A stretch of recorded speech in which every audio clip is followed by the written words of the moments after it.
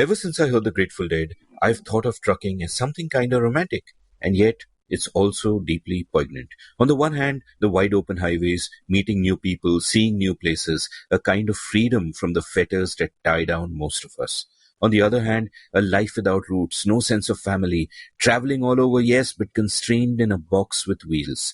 You'd think truckers in India would know this vast and beautiful land more than most of us. But do they spend their time traveling in a moving cocoon, always on the move, yes, but perennially trapped? For a trucker, the journey is the destination, and that's usually a bug and not a feature. Welcome to The Seen and the Unseen, our weekly podcast on economics, politics, and behavioral science. Please welcome your host, Amit Varma. Welcome to The Seen and the Unseen. My guest today is Rajat Ubhaykar, who got this strange kida a few years ago of traveling around India in a truck. And that's exactly what he did. He went from Mumbai to Kashmir, and then to the Northeast, and then to South India, hitchhiking on trucks, making friends with truck drivers, getting a sense of their lives and journeys. And he wrote about it in a wonderful book called Truck Day India, A Hitchhiker's Guide to Hindustan. I was delighted to have Rajat on The Seen and the Unseen as we battled through a litany of technical issues as if we were recording from a moving truck. When I record remotely, I do so using a software called Zencastr, and I also keep Zoom on mute so my guest and I can see each other and pick up visual cues. For this recording, first Zencastr didn't work, and then it did, but Zoom did not, and we tried Google Hangouts and that didn't work, and we tried Skype and that didn't work, and then we tried WhatsApp video call, and we could only record half a session. So we resumed a couple of days later when Rajat's internet behaved itself, and we finally wrapped up the episode. Our conversation was a hell of a trip, and I mean that in a good way.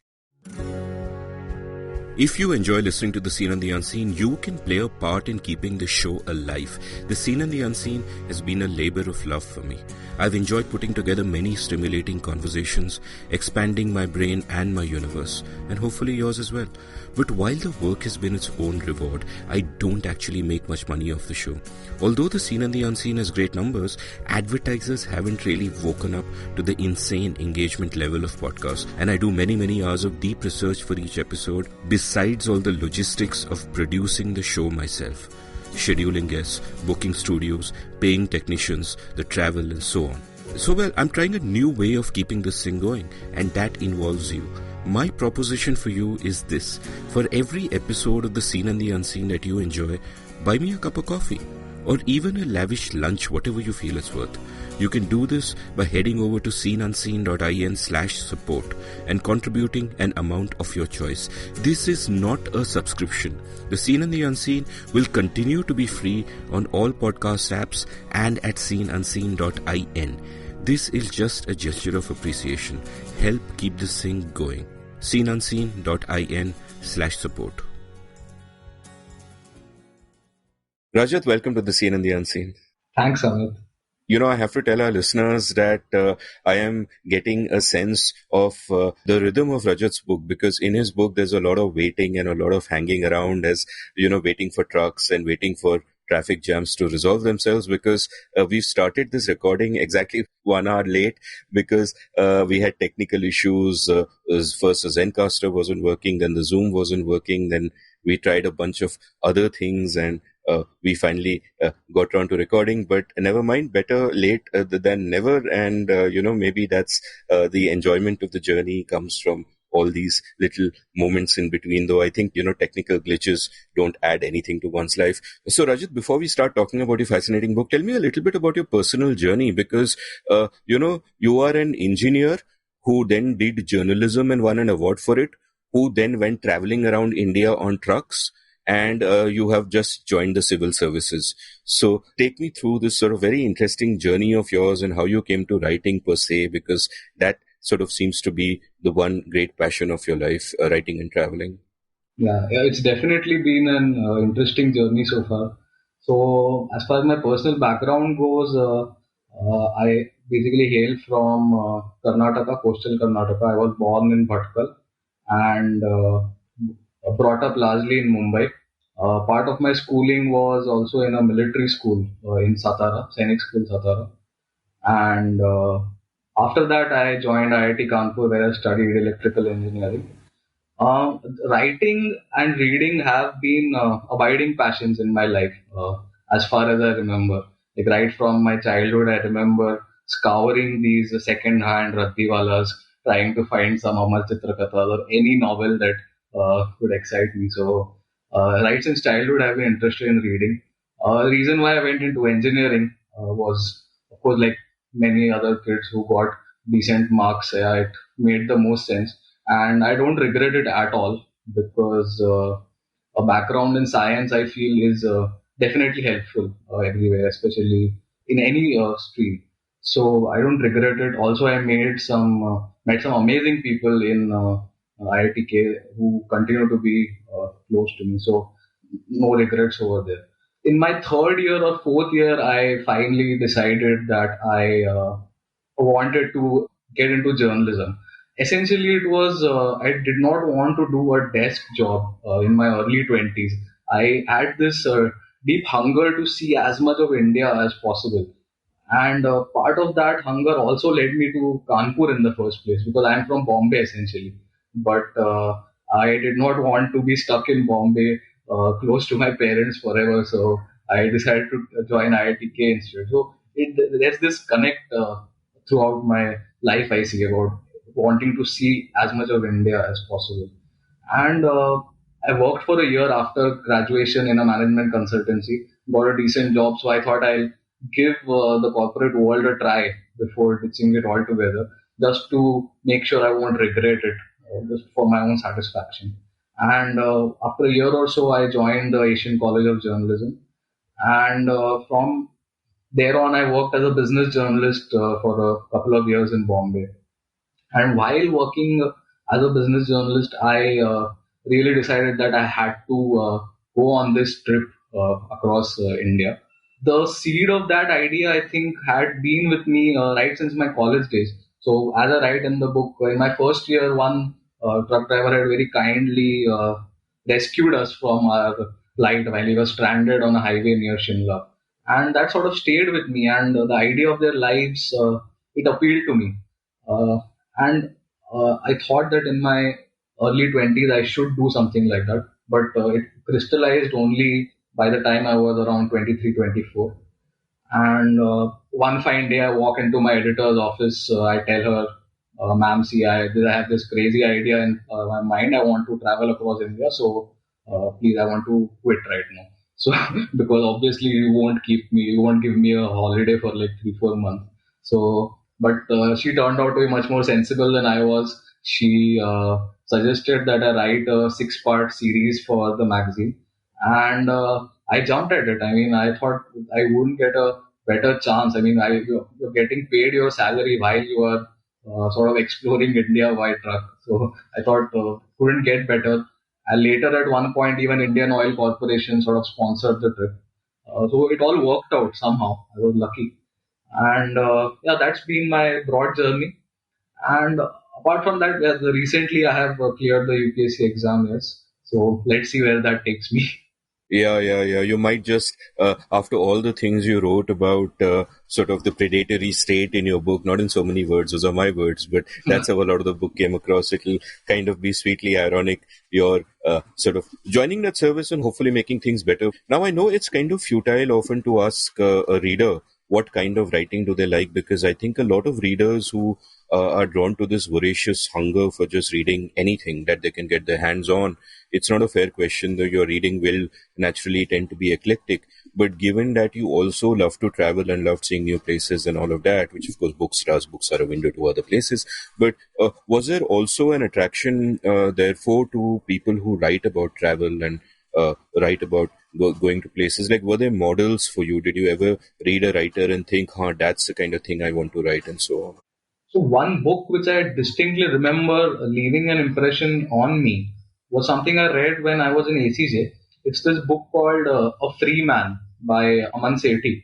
So what that book showed me was that it is possible to write about India's working class, its informal economy, so to say, in a sensitive manner, in an entertaining manner, in an informative manner. Because the lives of us middle class people is so cocooned in many ways. We are unaware of the varied struggles, the various jugaads which people employ in India to live out their life day to day. So that book, which is about a bunch of daily wage laborers in Delhi, when I read that book, I thought mean, I have to absolutely write something about truck drivers. I mean, their life is um, in some ways more fascinating than that of a daily wage laborer also, because the kind of landscapes they're exposed to, the kind of characters they're exposed to on a daily basis, seem to me to be material fit for a book. And I could say that book definitely was a huge influence on me. And apart from that, if as far as the writing style is concerned, I veer towards the more simple writing rather than the more flowery writing, which is difficult to pull off. I mean, except for a few exceptions like Wodehouse, who can pull off that sort of writing so beautifully. I have always been attracted towards simplicity in writing. So, as far as models around that, those are concerned, Hemingway definitely, whom I read during the final years of my college, was quite an influence. Um, yeah, that would be it. Yeah, I mean, come to my arms because I teach this course on clear writing, and I often, when I talk about writing in that, I cite George Orwell's famous quote, good prose is like a window pane. The whole point being that the window pane is a means to an end, and therefore, prose like a window pane should just be clear. A window pane is supposed to show you what's on the other side and not draw attention to itself. And the example I gave of an exception to that is the same one you gave, which is Woodhouse. Where in his case, the beautiful things that he does with the prose is an end in itself, and that's fine. But one should not get carried away by that, because everybody cannot be Woodhouse. And I like the clarity in your style, and also the sort of the conversational feel of it, and you throw in a lot of sort of light touches of humor at just perfect places, which kind of really worked for me. So was there a process that you went through in sort of finding your voice, as it were, the voice of the book, so to say, or is it something that was very clear from the start, or did you sort of have to experiment a bit and write a bit till you discovered what the right voice would be? So initially, I found myself getting bogged down in these long-winded sentences. I mean, the initial process was quite of a bit of a struggle. So my basic aim with this book was to appeal to the non-reader. I mean, I did not want the reader, whoever he or she may be, to get bored at any point. In the sense, even though I had some interesting facts to share, or anything which I find to be interesting, but essentially the reader may not, because it's too long-winded, or it's been going on for a while. So in that sense, it went through a constant process of refinement. The end goal being it should hold the reader's attention, and because we are so easily distracted these days, right? And I think the job of writing is to make it as easy as possible for the reader, and that is the most challenging part. The process largely consisted of refining the text. I do not believe in the draft system. I mean, I don't usually maintain too many drafts. I get too confused at the end if there are 7 or 8 of them. So I typically just tweak until I mean, it's never really finished, but until it meets a certain level of satisfaction. Until then, I keep tweaking. So that's my broad process when I'm writing.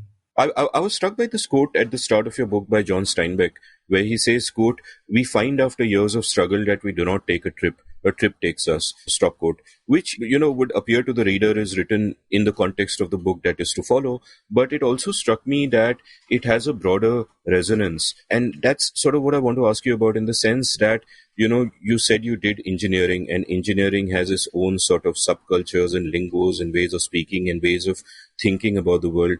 Similarly, after that, you go to the ACJ and you get into journalism, and journalism also has its own little subcultures depending on where you are.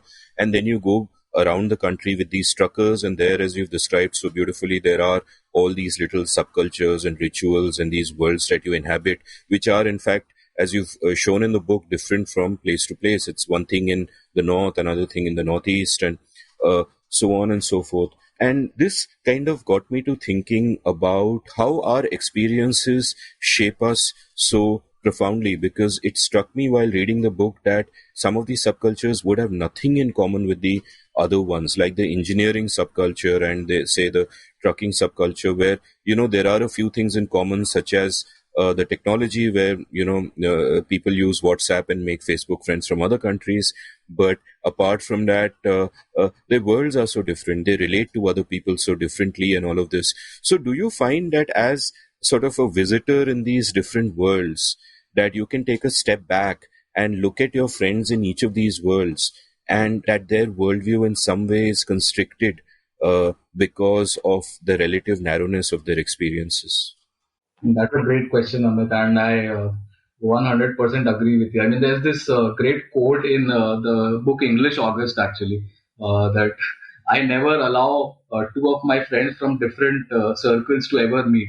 That would be two worlds colliding, because uh, we often have these little bubbles, right? What I see the world as is composed of these little bubbles who think that the entire world revolves around them. I mean, many of my friends are in the startup world, and the startup bubble is another world altogether. I mean, when I go to meet them in Bangalore, sometimes feels like I stepped into another portal. Uh, at the same time, yeah, I mean, journalism, of course, is the I mean, one of the reasons why I got into journalism was to sort of partake of these different bubbles, at least get a glimpse of these different worlds and expand my worldview through that. That was one of the reasons I got into journalism. And yes, I would definitely say that having this sort of limited worldview, often I've seen it among my engineering batchmates also. The world is very limited for the options themselves are so limited after graduation. Either you join the corporate world, or you get into a startup, or you start studying for the UPSC. I mean, these are broadly or you go for a master's abroad, and it's essentially limited to these options. And I would say yes, the trip of traveling with truckers across India opened my eyes in so many ways, which I hope to have shared with the reader through the book. And I hope the reader learns something about the many Indias that our country inhabits. Yeah, and it was also fascinating for me. Like, I remember back in my days as a professional poker player, I would play with, perforce, I would have to play with all kinds of, I used to play the underground cash games in Bombay. I have to play with all kinds of people I would otherwise not interact with. So whether it's a group of builders in Vashi, I've played with film stars in Warsaw, and one group I used to play with, they were people who had grown up going to your local RSS Shakha every week, and were hardcore sort of sangis in that sense, and absolutely lovely people, right? And what happens in the culture is that, given whichever bubble we are part of, we'll sometimes demonize people from different bubbles and not sort of, be completely devoid of a deeper understanding of why other people are the way they are, and they are also three-dimensional, and they contain multitudes and all of that. Given that you were into writing, given that you wanted to travel, and therefore all of these different interests and passions seem to have coalesced towards this particular journey that you took. But what drew you to the idea of this particular book? Like you mentioned, a truck driver helped you when you were stranded in Shimla a long time ago. What in particular was sort of the expectation that you took into it, and did that differ from your experience eventually? Because sometimes I imagine what can happen is that you can go into something with a romantic notion that, hey, I'm going to travel the country in a truck and I'm going to soak up all the different cultural influences, and at the end of it I'll have this masterpiece. And then you actually go and you're just sitting around for 12 hours waiting at a traffic jam at a naka with guys who want nothing but to view porn on your phone. So, were there sort of moments like that when expectations differed from reality, or did you go into it with the attitude that everything is an unknown, I'll just finish the journey and then I'll start forming narratives? I mean, my expectations while I was going for the journey, my only expectation was that hopefully I'll come out of it alive. To be honest, I did not have any preconceived notions. I guess I must have shared some of the sort of stereotypes that exist about truckers subconsciously. That they are drunkards, or I mean, all stereotypes one may say that are rooted in some form of truth. So I may have shared those, but I uh, went in with a totally blank slate and prepared mentally for all sorts of physical privations, all sorts of troubles on the way, and broadly it lived up to those expectations, in the sense I was right to not expect anything out of it. Because you just look, I mean, how I set out on the journey itself. I mean, my first uh, the first trucker I hitchhiked with, he was someone who was connected to me by a friend who knew someone who was working in a transport office. So that was through a connection.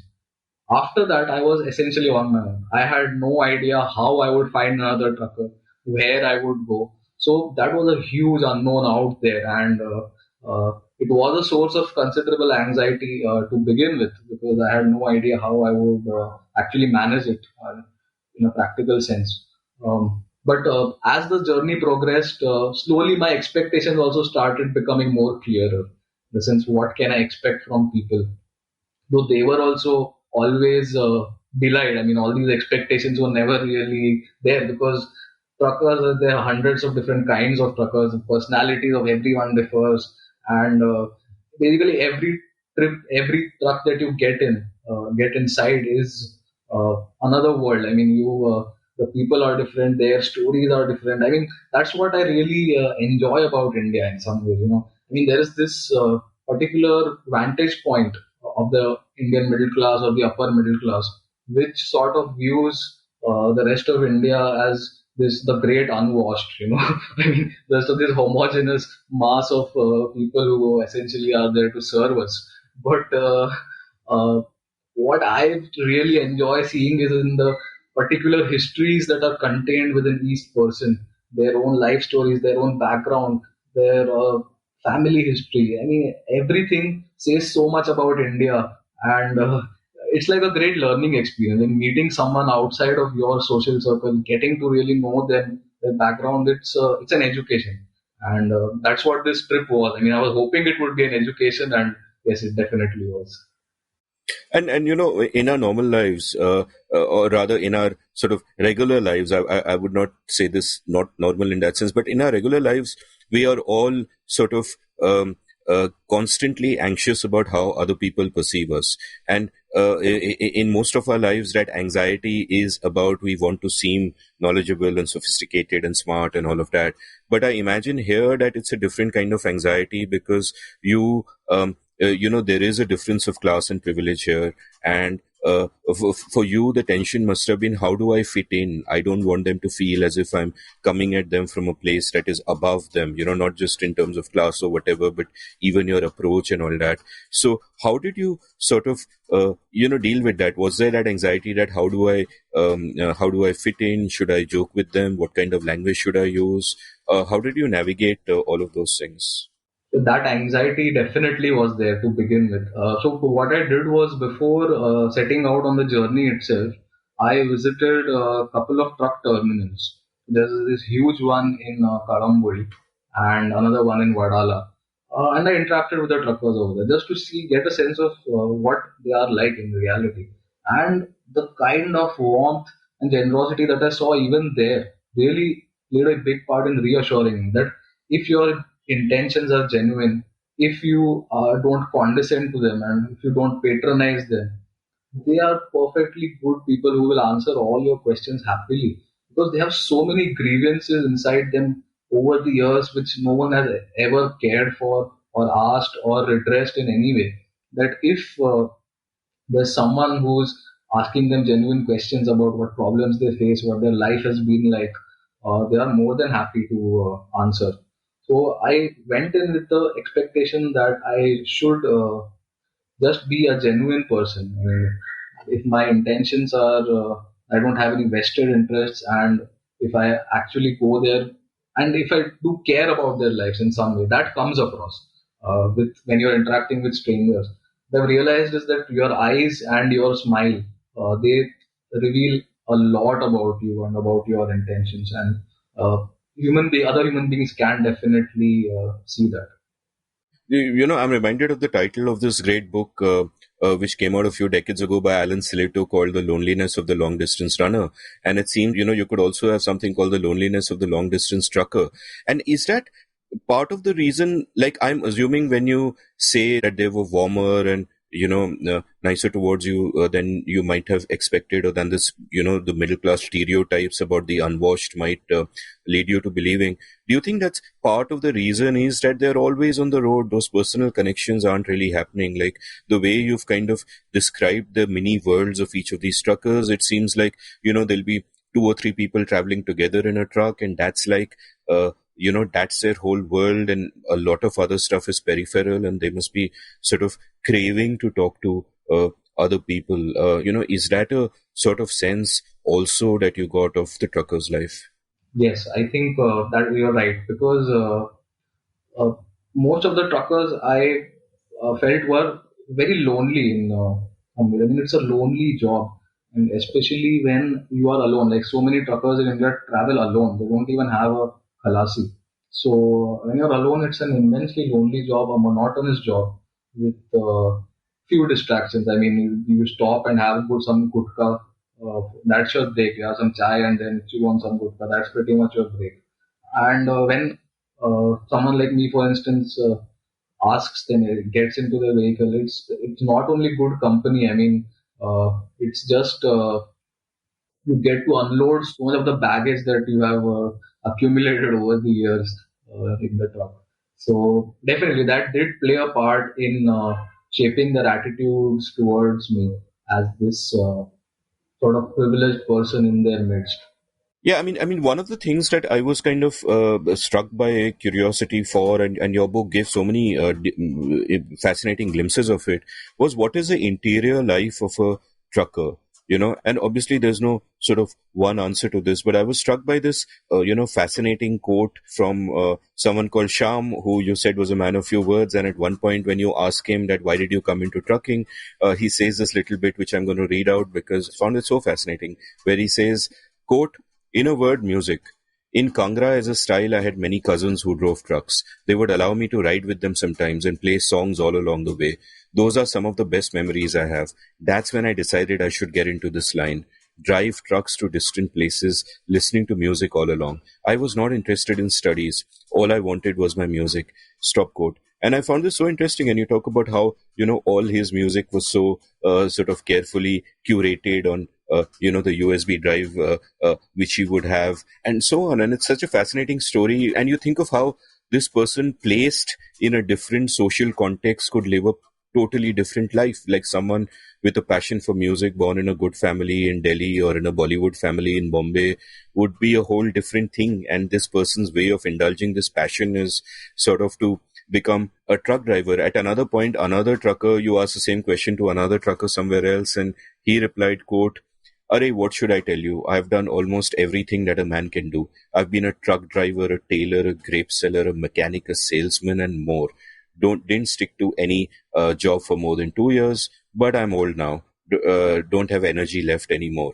Stop quote. And to this, you commented on this by writing, quote, it's a sort of self-description most working class men in India would have given if only someone asked them. India's informal sector does have a way of making ordinary people multifaceted.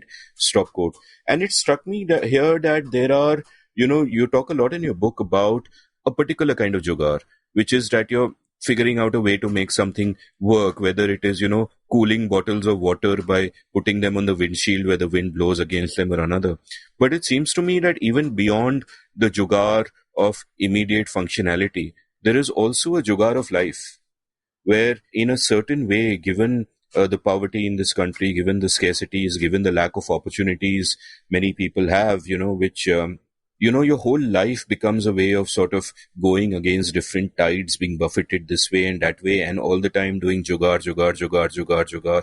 So all of this, whether you're a tailor or a grape seller or a mechanic or a truck driver, it's different kinds of jugaads at a time. Is this something you got a sense of, and was there sort of a poignancy that you felt, which I as a reader reading your wonderful book certainly did, of the helplessness of these sort of lives, and the fact that these guys are still so cheerful and they're going along and they're in whatever. What was that sort of sense like? Yeah, I mean, this overwhelming sense that I get from my travels is that of wasted potential. I see so many bright people. I mean, it's so obvious that they are bright. Given the right circumstances, they could have become anything they wanted. And that I feel is the fundamental tragedy of India. The wasted potential, whether it be in terms of sports, whether it be in terms of intellect, there's all kinds of talent out there. People are so smart. I mean, this kind of reduction of smartness to academic performance is does not do justice to the various kinds of intelligence that Indians have. And the point that you said about being multifaceted, right? That is something which recurred again and again. I mean, just to make ends meet, people learn all kinds of skills. They learn different languages. They move to Kerala. Bihari will start speaking Malayalam in like within a year. So there's this enormous reservoir of talent out there which goes wasted day in and day out in India. And I feel that it's definitely sad when I think about it. But it's also a way to be free. The book that I talked about, A Free Man by Aman Sethi, that is essentially how often many people who live day to day, they are just pursuing freedom. I mean, what we perceive as a job and this lifestyle that we have to meet, these are all constraints that bind us. They're all bonds in some way. But it could be argued that a truly free person is someone who does not have these large forces which are always keeping him constrained. Like there's this good quote by Leonard Cohen, uh, like a bird on the wire, like a child drunk in a midnight choir, I have tried in my way to be free. And that quote really speaks to me, and it sort of encapsulates the lives of all these Indians that I met on the road. Another thing that kind of made me very sad in the book was a sense of how, worldviews can be so constricted and constrained by what you experience. I mean, we spoke about it earlier about these different subcultures, and, you described it as, all these bubbles which, exist and don't intersect. And obviously, we can joke about how IIT engineers' bubble stops them from so many experiences and seeing whatever. But in the case of the truckers, it seems even more poignant to me because once you get into that trucking life, which can happen when you're in your mid-teens, for example. You've spoken of people in the book coming into it as a khalasi. A khalasi, by the way, for the listeners, is an apprentice to a truck driver who will ride around with him for 2-3 years and perform odd jobs and then eventually graduate to become a driver. So that's your guru shishya parampara in a sense of trucking. And people become khalasis when they're in their teens. And from then it strikes me that what they know of the world is so limited, because many of them will have smartphones, especially in the West and the South. As you pointed out, a couple of truckers you were with had better smartphones than you. And there might be some influences coming from there, but they're close to so much of the world. And one example of this, which really stayed with me, was you spoke about a Kashmiri truck driver who was explaining to you the problem between India and Pakistan, the problem of Kashmir. And to him, it all came down to apples. He said the apples of Kashmir are so good that Indians don't want the apples to go to Pakistan, and Pakistan is closer, and that's why the army has to occupy Kashmir, which is stunning, and yet so rational for someone who may not have experienced or read about any of the discord between these two countries and all of these big geopolitical currents, other than the beauty of these apples, an appreciation for them. And obviously there were different trucking subcultures because we went to so many different places. But is that something that also kind of struck you and, got you thinking while you were on your travels? There is a certain degree of insularity among truckers. Mm, because while we think of them as these all India movers of goods, the fact is their circle is quite limited. They are mostly hang out with people from their own caste or from their own village, or maximum from their own region. So across India, there are these dhabas which specify what kind of dhaba they are, whether they are a Rajasthani dhaba or a Bengal dhaba. So then the truckers hailing from these regions will specifically go only to these dhabas where they know that people belonging to their region hang out and their goods are safe and their truck is safe. So their world is quite insular, and I would say that uh, interaction with other forces are usually negative. I mean, any person outside their circle whom they interact with is either out there to harass him or extort money from him. So their perception of the outside world is not necessarily very good, because the kind of stigma that they have in society, they're regarded with hostility and suspicion at large. I mean, you take any random person off the street, you ask them their opinion about truckers, it's very likely it's going to be negative. So they themselves also have this sort of this distrust of the larger society, and in many ways they have also internalized this pariah status in society. Like one trucker whom I met in Udaipur described himself as belonging to the Sethi Swijat, which is essentially someone who does not belong in a respectable society, who is an outcast in some ways. So that sort of self-description really struck me, because they have internalized their lowly status in society. Many of them. In the South, I met many proud truck drivers as well, who told me that we don't take shit from anyone, whether it be the owner or the people. So it's not certainly not a homogeneous thing, but to a large extent, yes, they have internalized their lowly status and are insular in ways which prevents them from seeing the larger picture. I mean, you just look at the job they're doing, right? They are the larger picture actually, in the sense, because they are the ones who are transporting goods everywhere. They are the logistics, but they only get to see a small part of the whole picture, right? They are essentially the supply chain, which is our entire economy. But they only ever get to see a small part of it, which is okay. I need to load these goods here and deliver it there. It's like so many structural forces are preventing them from seeing the larger picture in many ways. Yeah, in fact, you mentioned the Satisvi Jat thing, and I was struck by the full quote, which is in your book, where this person says to you, "Satisvi Jat कहलाते हैं हम truck driver और 36वीं जात है ये transporters जो हम जैसे जानवरों को पालते हैं." Stop quote. Which seems to be a very sort of a perceptive way of seeing yourself at the bottom of the food chain. And the guy above you, you know that he's, treating you like a paltu janwar, but he's just one rung above you, and you also kind of know that, which seems interesting.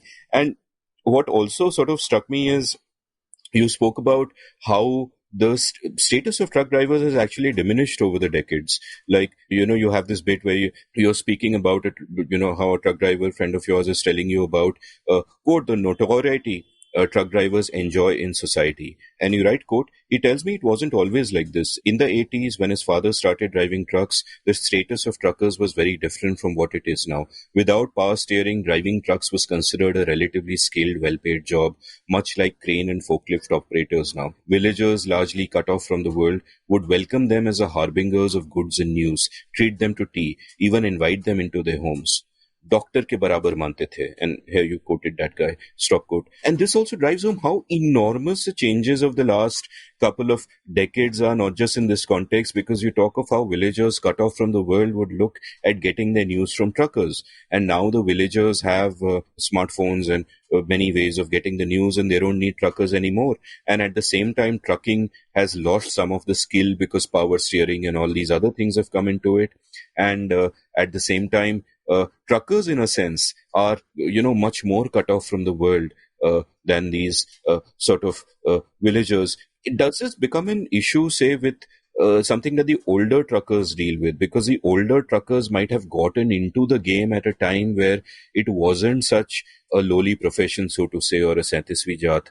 And now you're a nobody and you're a nothing. Like you spoke about one trucker who, did a BCom and wanted to do management, and his father would not let him, put him in the truck business, and he is cursing his father that what kind of a father would do that to his son. Yeah. Is there a difference in approach and attitude between the older guys, the middle-aged guys of my age, and maybe the young guys of your age? Yeah. So, among the older guys, I have asked them. I mean, what I used to ask them was, what do you think? You're so experienced. You have like so many years of experience on the road. Does that mean anything to the people who are hiring you? And that is where the essential problem lies, because this sort of experience does not have any value. In fact, what they told me was that I'm old, so these guys will discard me. They want someone young to work longer hours, sleep less, and get managed with lesser sleep. So there is this immense sense of frustration that I have worked all my life. It's like a dead end job, right? There's no avenue to go up. You once you start as a truck driver, it's not like you'll get any increment or there will be any sort of change in your designation. And that sense of frustration was immense, especially in the middle-aged drivers who see that after all these years of slogging, their savings are negligible. Their children are also not as educated as they would have liked them to be. Many of them have ended up joining them only, and that sense was there. The younger ones, they were more of hustlers. I would say they were just the attitude was the same in the sense that I'm trying this out for now, but might move on to something else. So one of the truckers whom I met was treating this as sort of treating the job of driving trucks as practice for his driving test to become a bus driver. So they have other ambitions. They know there are other avenues out there to earn money, and they're also keenly aware that becoming a truck driver is like you are a nobody in society. You are likely to be looked down and judged and harassed and extorted. They are very well aware of that, and they are constantly looking out for other avenues. I mean, there's one survey which was conducted recently by the Save Life Foundation, which said that around 85% of the truckers would not recommend trucking as a job to their family members or their relatives or whoever. So that's the kind of status there is. But you're right, in the early days, in the 80s and 90s, 80s were like the proper boom decade for trucking. I mean, there are some figures which I found out from about commercial vehicle production. It really boomed from the 80s to the 90s, and this can be seen also from the small town of Namakkal where they build these trucks, where the number of people employed jumped from 5,000 to 17,000. In just 10 years, there was over a threefold rise in the people employed in making trucks. And while we like to think of the 90s as the real sort of liberalization and boom decade, but it's clear that the 80s, that there was a lot of build-up in terms of economic growth in the 80s itself. And there's no better correlator, right, of economic growth like commercial vehicles. I mean, they are the best way possibly to figure out how the economy at large is doing. So, yeah, I hope that answers your question. Yeah, and what you said about the older truck drivers is also kind of illustrative of, a mistake young people often make and old people warn about, where you assume that you are making some small decision and it is not a big deal. For example, I can't find a job right now. I'll start driving a truck. Let's see how it goes. And before you know it, 25 years have passed and there's nothing else you can do. And your whole life has gone by and you're kind of stuck. And like you said, it's not even like a career track that you get increments and you get promoted from intern all the way to CEO. If you're driving a truck, you're driving a truck. You're not a CEO at any point, especially when, so much of the industry, like you pointed out, is, not corporatized at all. Like you spoke about how I think 75% or three-fourths of the trucking in India is by owners who own 5 trucks or less. So it's all just a bunch of really small outfits, and there aren't structures within which you can rise. I want to, go back a little bit to that whole question of sort of caste and divisions that we sort of spoke about. Like, one, on the whole, you pointed out about how truckers see themselves as, Santisvi Jat, or the lowest of all caste. But you've also spoken about, when you were traveling through the north, the divisions between Punjabis versus Haryanvis and Jats, where Punjabis are like, we were the original truckers and it was a glamorous life. And then these Haryanvis and Jats came and messed it up. And look at Haryana and how women are treated there, which also we'll come back to later. And then later on, when you're in the northeast, you speak about, say, the tribalism at Imphal, where you write, quote, a sort of trust deficit is palpable in the air here. Men size each other up warily, seeking answers to the one question preying on their minds. Who are you? Are you Indian or tribal? If tribal, which tribal? If Naga, which Naga? Or Methi? Or are you a Mia, a Bengali Muslim? The answer to that question is what determines the nature of further engagement. This breakdown of interpersonal trust means people tend to stick with their own, ensuring this vicious cycle of identity politics and ethnic strife continues indefinitely. Stop quote. And this is, of course, not just a problem of the trucking ecosystem, but our society itself per se. But is this sort of enhanced, or like, I would imagine in trucking it could go both ways.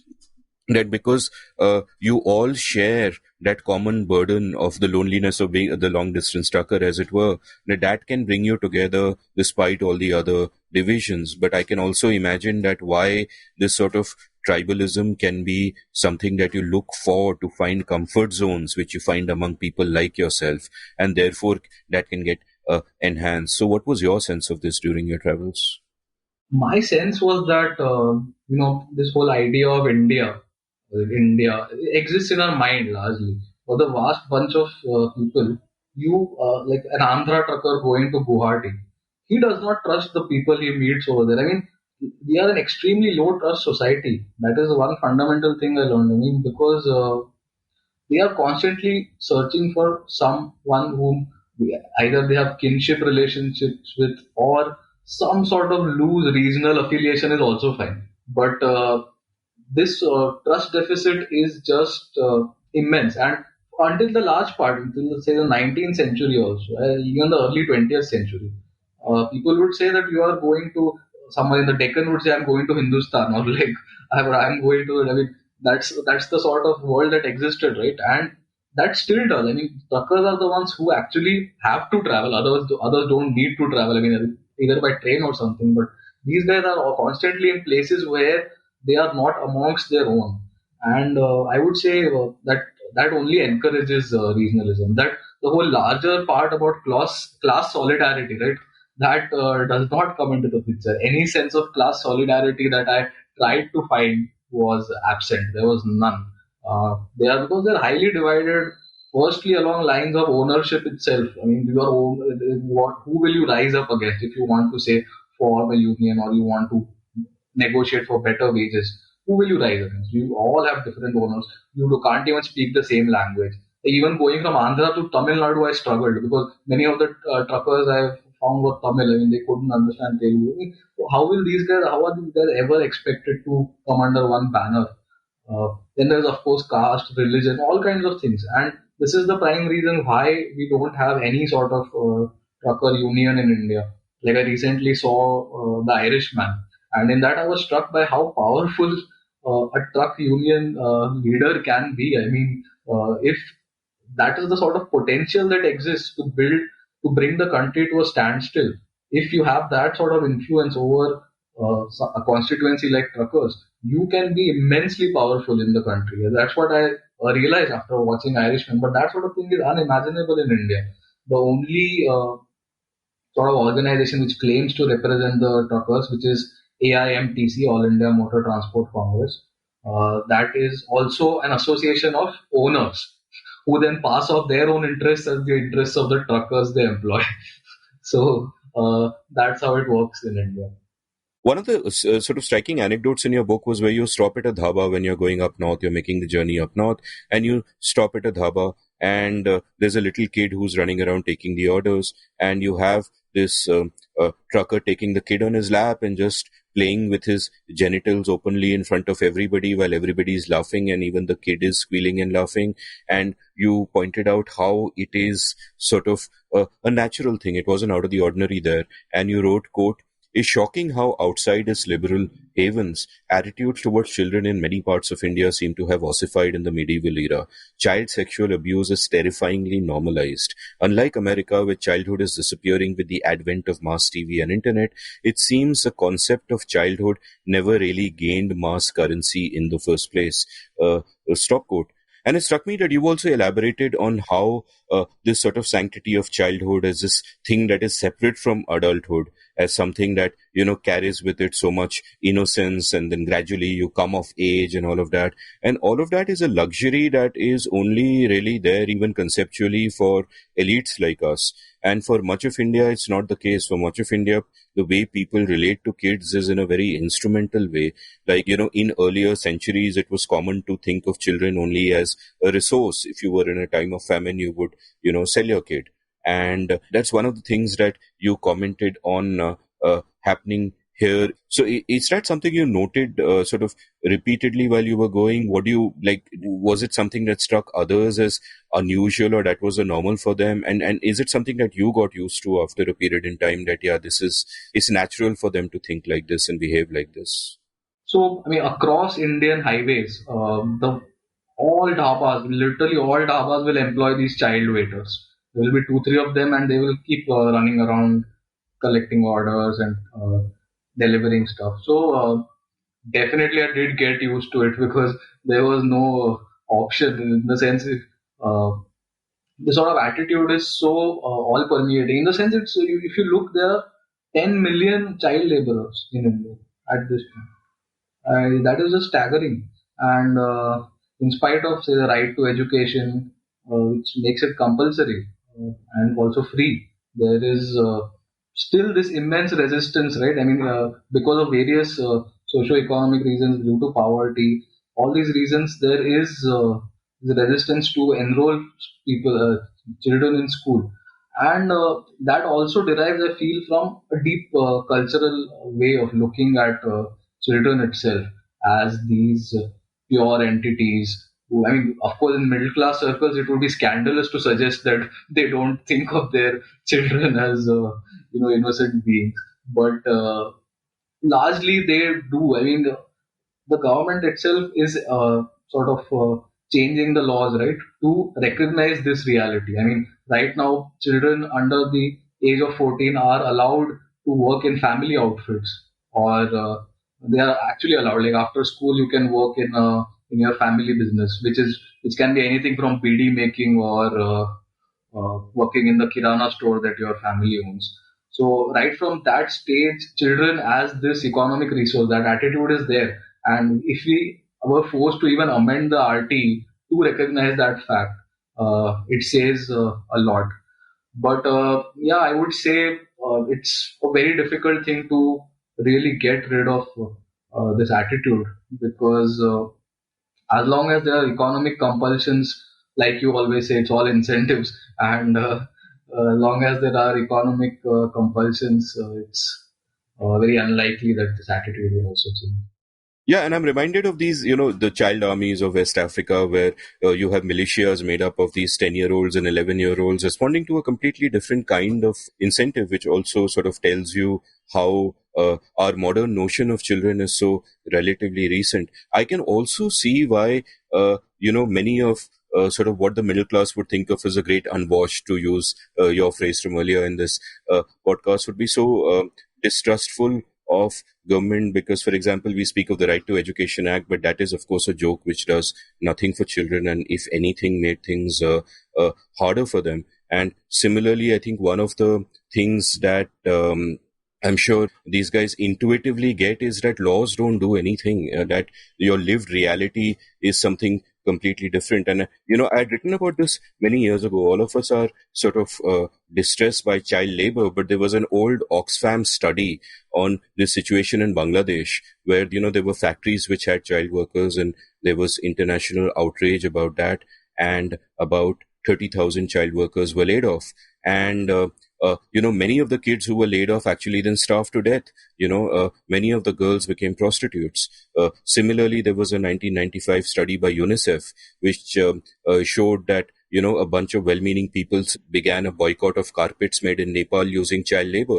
And because of that, about 5,000 to 7,000 Nepali girls turned to prostitution because what was otherwise a better option, working in a carpet factory, was denied to them. So, we elites often think that, hey, an easy option is that you get the state to legislate and to make a law, and that's it, these people will stop treating their kids badly.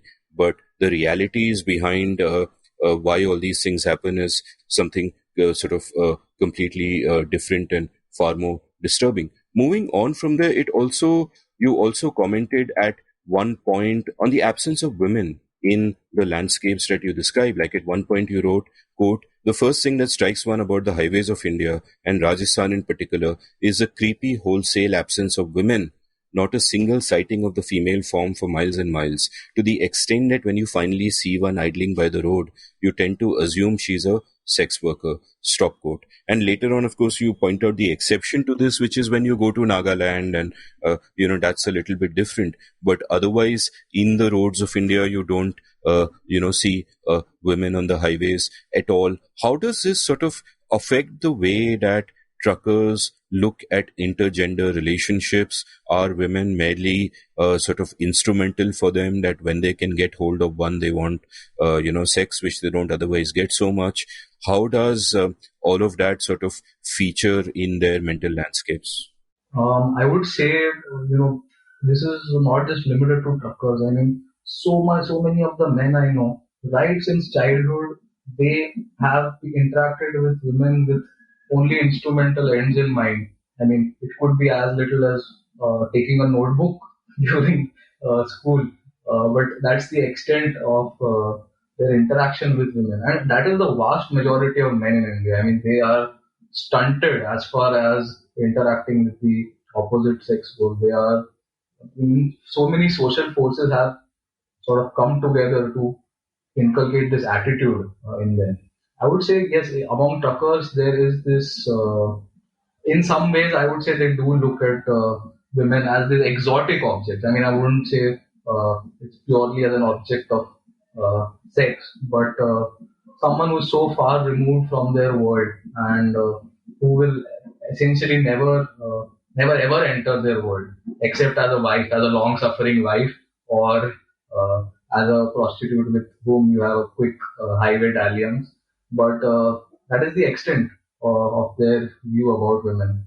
And I would say, even so many of the men I met in IIT were stunted in similar ways. It's and that that is one common thread. In fact, this whole idea of a masculine world. I mean, I have inhabited many of these masculine spaces earlier at a military school, later in IIT, and this even trucking. It's like a totally a masculine world.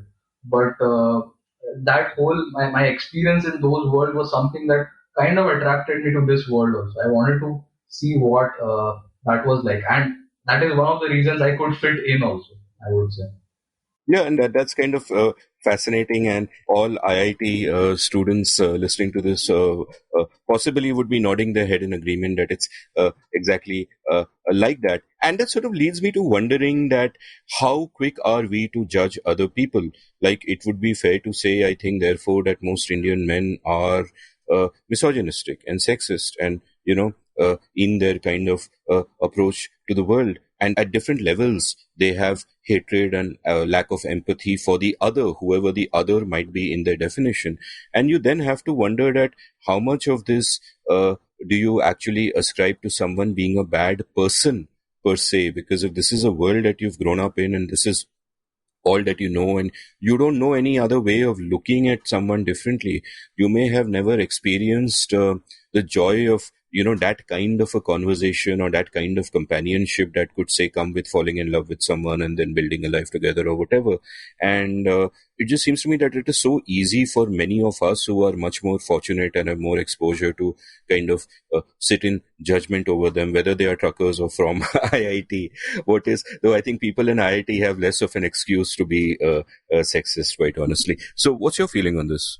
I would say yes, that is you're on something there, because even today 95% of marriages are arranged marriages. Like, since you're a kid, since you develop some hormones, and you know that you are going to be your parents are going to choose your wife for you, and that is, it's not even a question over there for the vast majority. It's not like you have an option, or there's no debate on that question.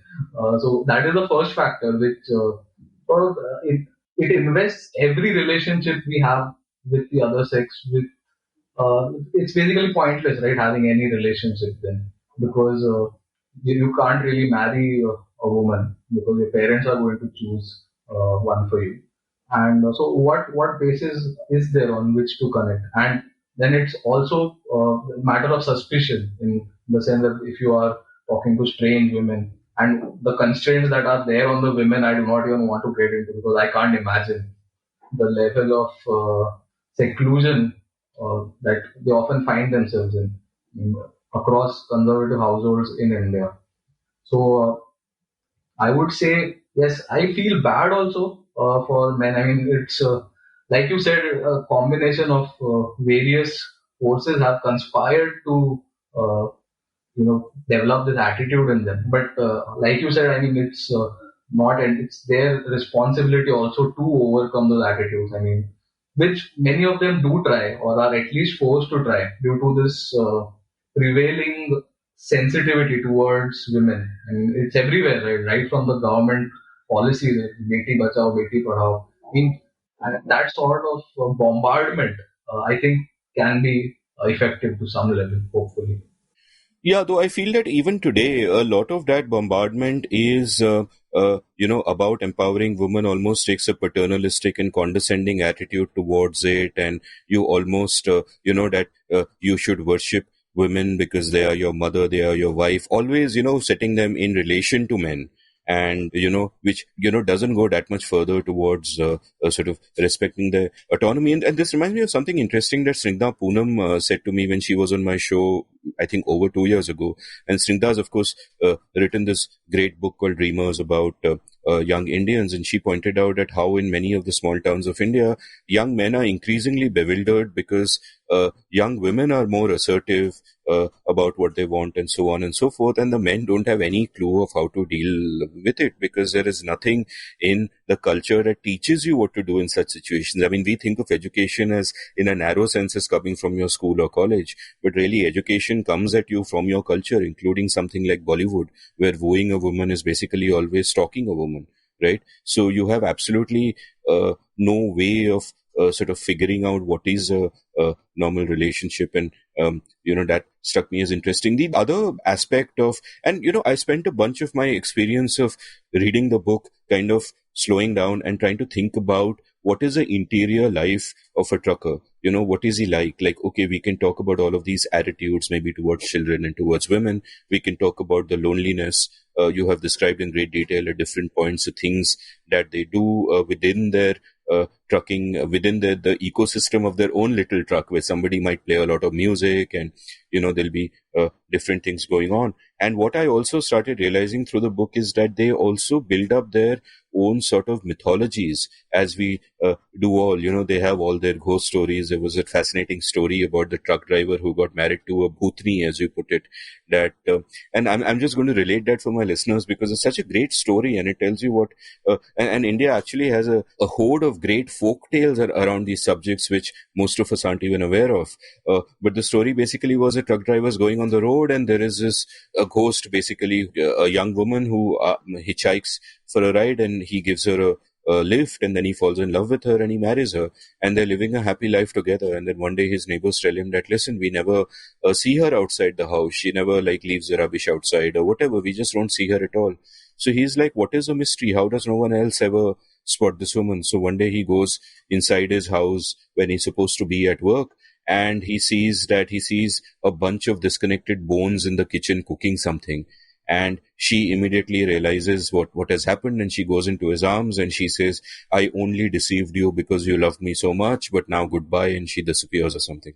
I'm sorry if that's a digression, but I just found that such a lovely and almost moving story, a truck driver in love with a ghost. And similarly, there are these other sort of urban legends which they believe in, like you spoke about how truck drivers are talking about highway robberies, and they point out that in one particular place, these people not only, overtake you, make you stop, and they rob you, but then they also operate on you and take your kidneys, and that's basically it, which sounds incredibly implausible but kind of fascinating. Tell me a little bit about these interior mythologies, because we all need stories to keep us alive, and relatively fortunate elite people like you and me will have our own set of stories that keep us alive, that this is what the politics of today is, X versus Y, that is a geopolitics, this is what is happening there. But their sort of internal worlds, which are formed by entirely different narratives and stories. Tell me what kind of sense you got of that while on your travels. So ghost stories, definitely. I mean, highways lend themselves very well to ghost stories because all kinds. I mean, 1.5 lakh people die every year in accidents. Most of them are probably looking forward to a long life ahead. So they are essentially unfulfilled souls who can then stalk the highways looking for some victim or in vengeance for whatever was done to them. So truck drivers are often involved in these accidents. So all these things come together, and yeah, there's a host of stories. I mean, every other place in India will have some particular spot which is haunted or which is known to be haunted, where you should not drive after a particular time. So that was widespread right from Andhra to Rajasthan.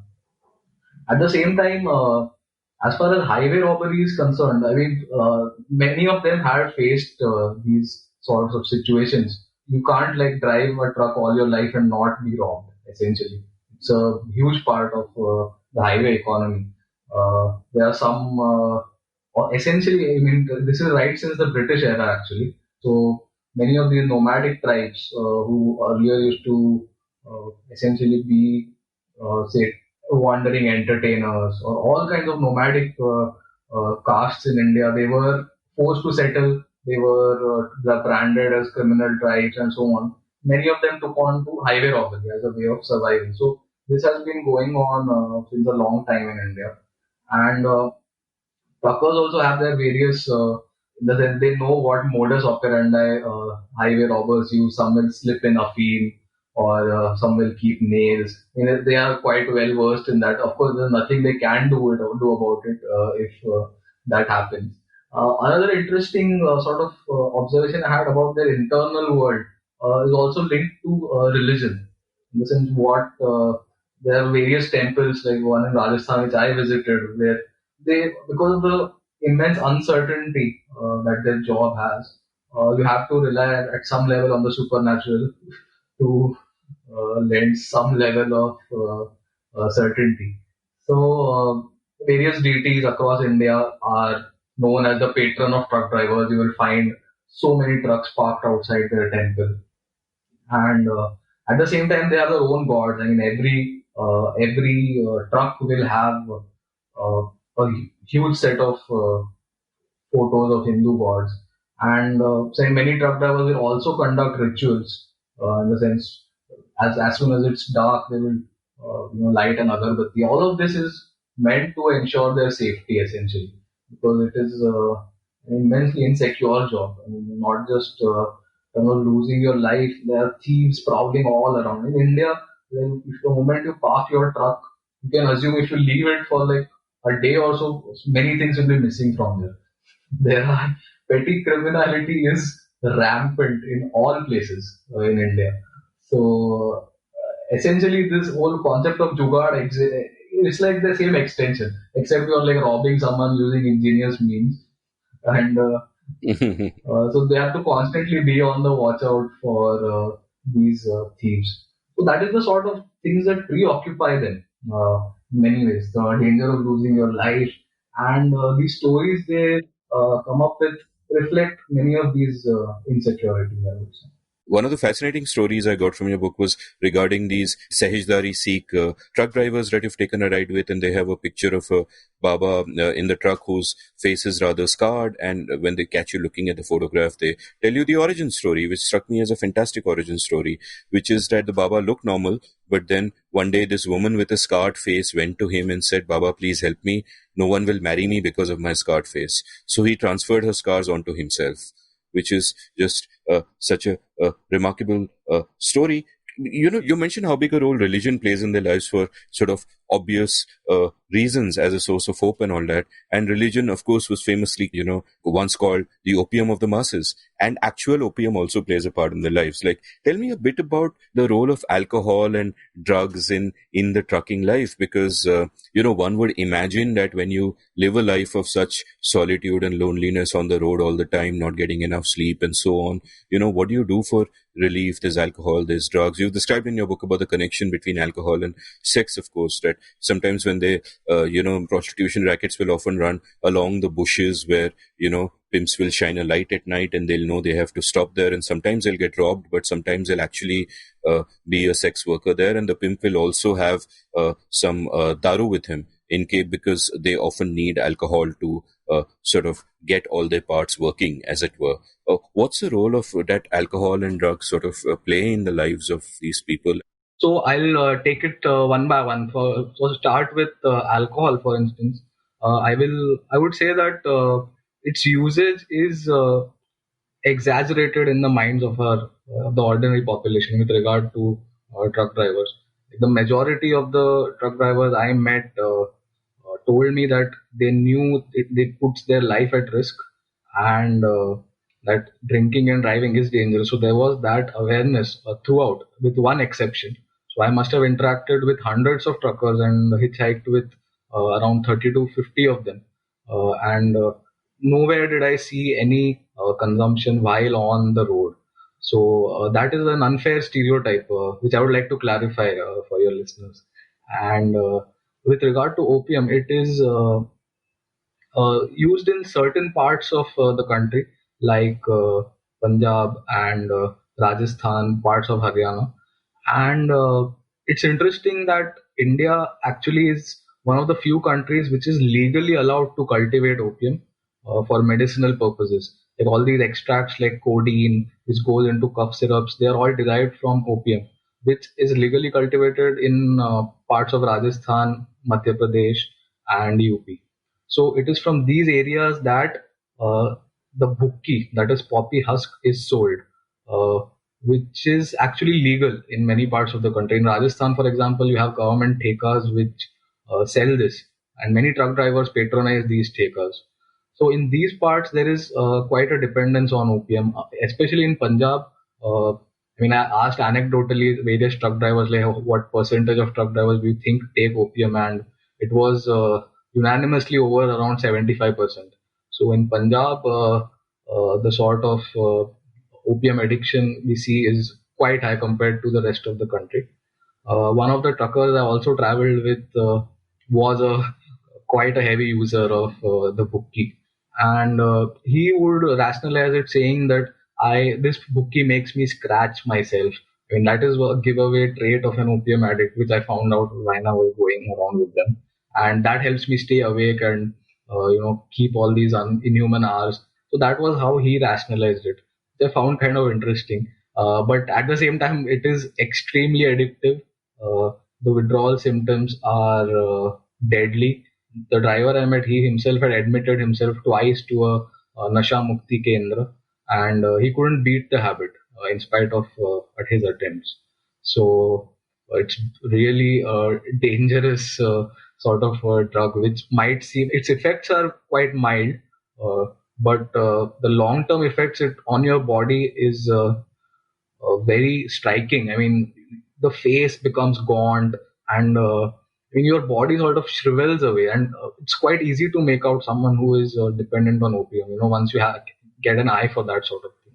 Yeah, and it's interesting how sort of, I mean, drugs, of course, are in the news these days, and sitting in Mumbai, we shouldn't possibly not comment too much upon them. But it's interesting how a lot of things which could be considered contraband or, sort of in the narcotic family are actually normalized parts of our cultures. And that's fine, like bhang, for example, or, I'm half Bengali, so a vegetable I grew up eating was posto, aloo posto, and posto is made with poppy seeds and, so on. And there are different levels of damage that they can do to the person. I mean, I don't think any Bengali will say that posto ever did him any harm. And if we speak of being addicted to Bengali food, it's in an entirely harmless sort of sense.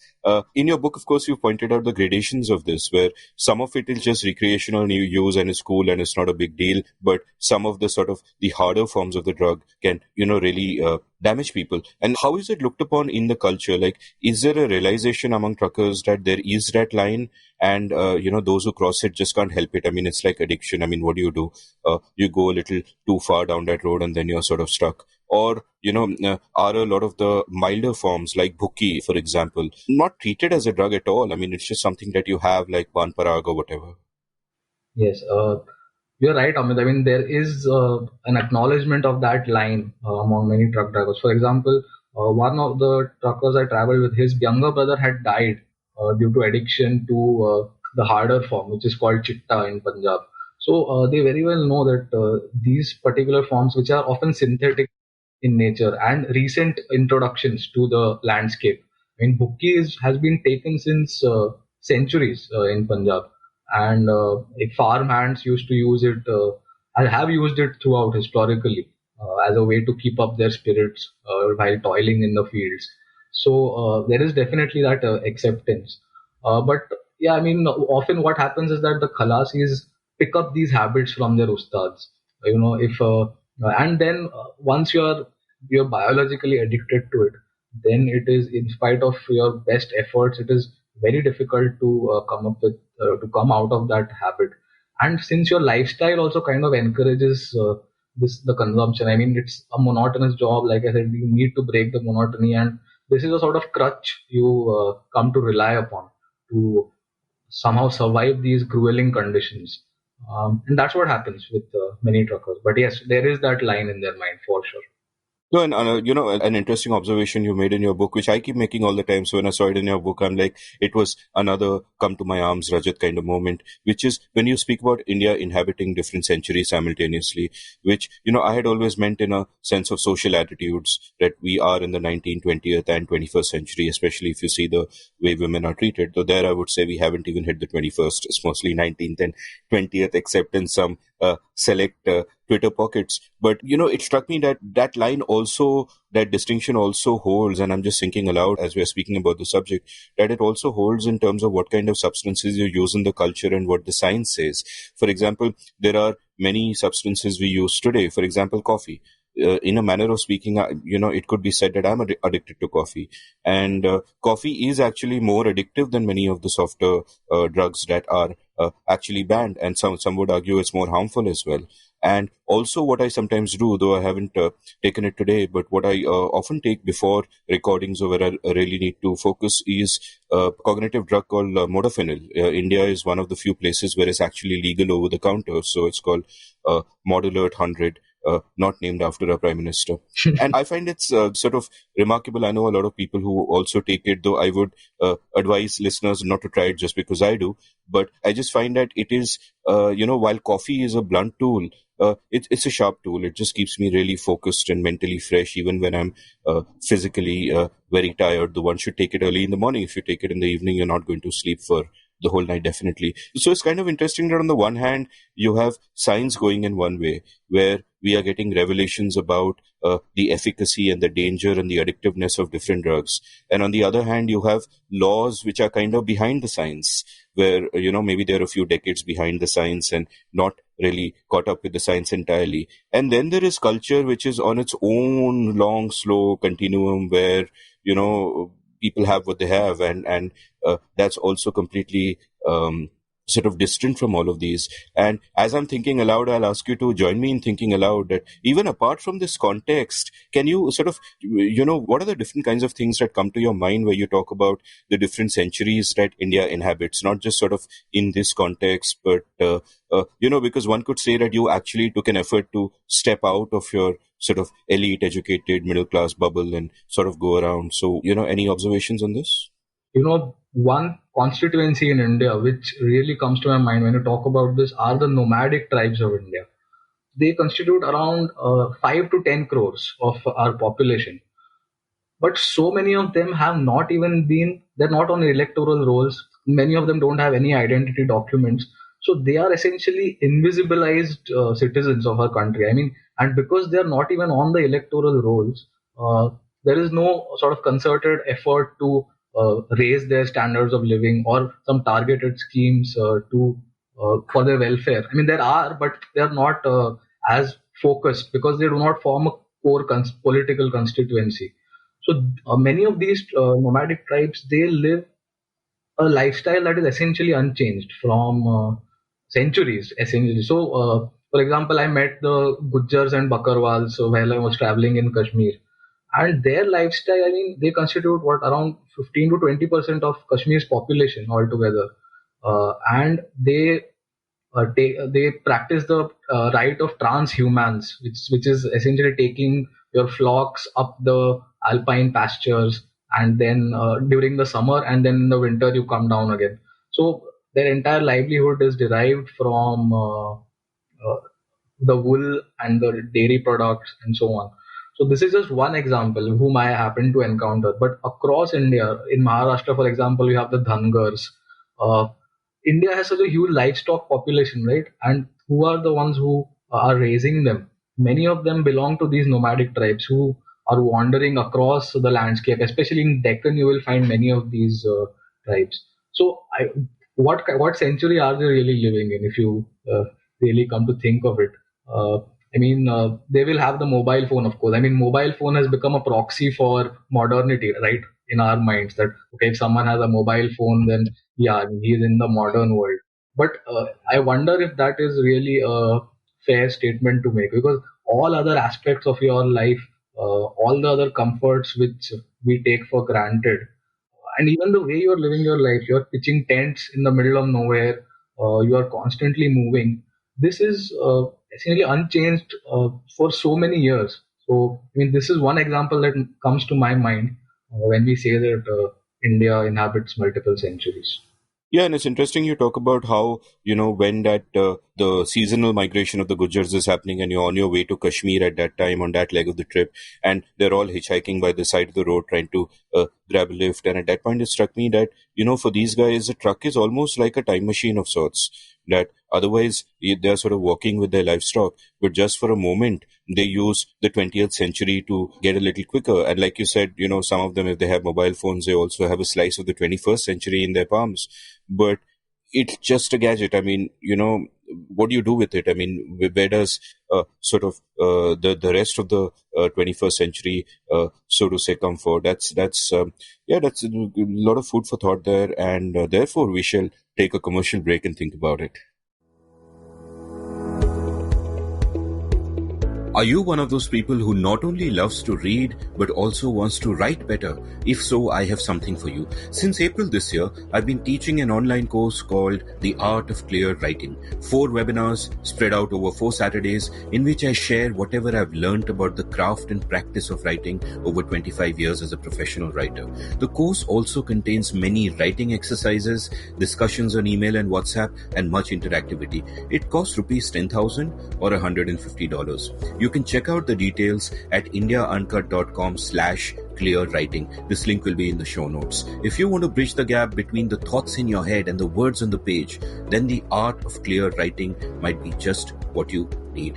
October batches begin on Saturday, October 3rd, so hurry and register before then. indiauncut.com/clear writing.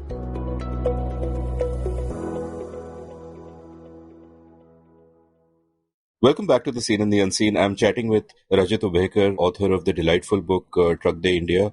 And, I have to say that for those who are listening, I had mentioned at the start of the show that we started an hour late because of technical glitches, where further technical glitches actually made us stop the recording and resume 2 days later.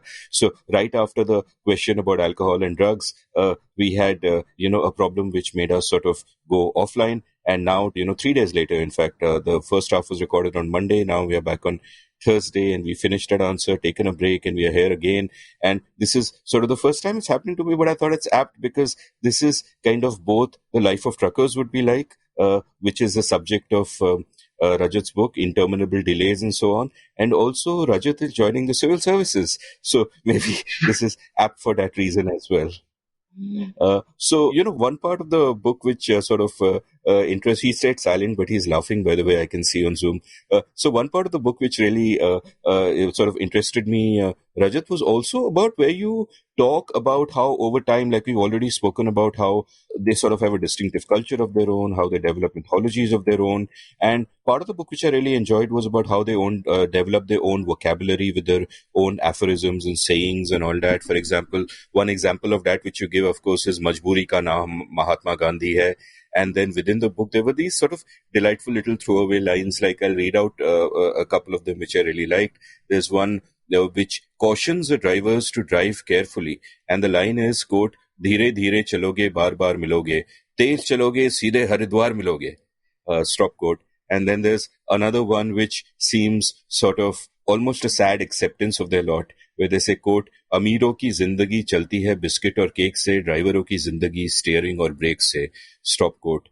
And there's another one where they are sort of reflecting on marriage, where they say, "कीचड़ में जाओगे पैर धोना पड़ेगा, driver से शादी करोगे तो रोना पड़ेगा." Stop quote.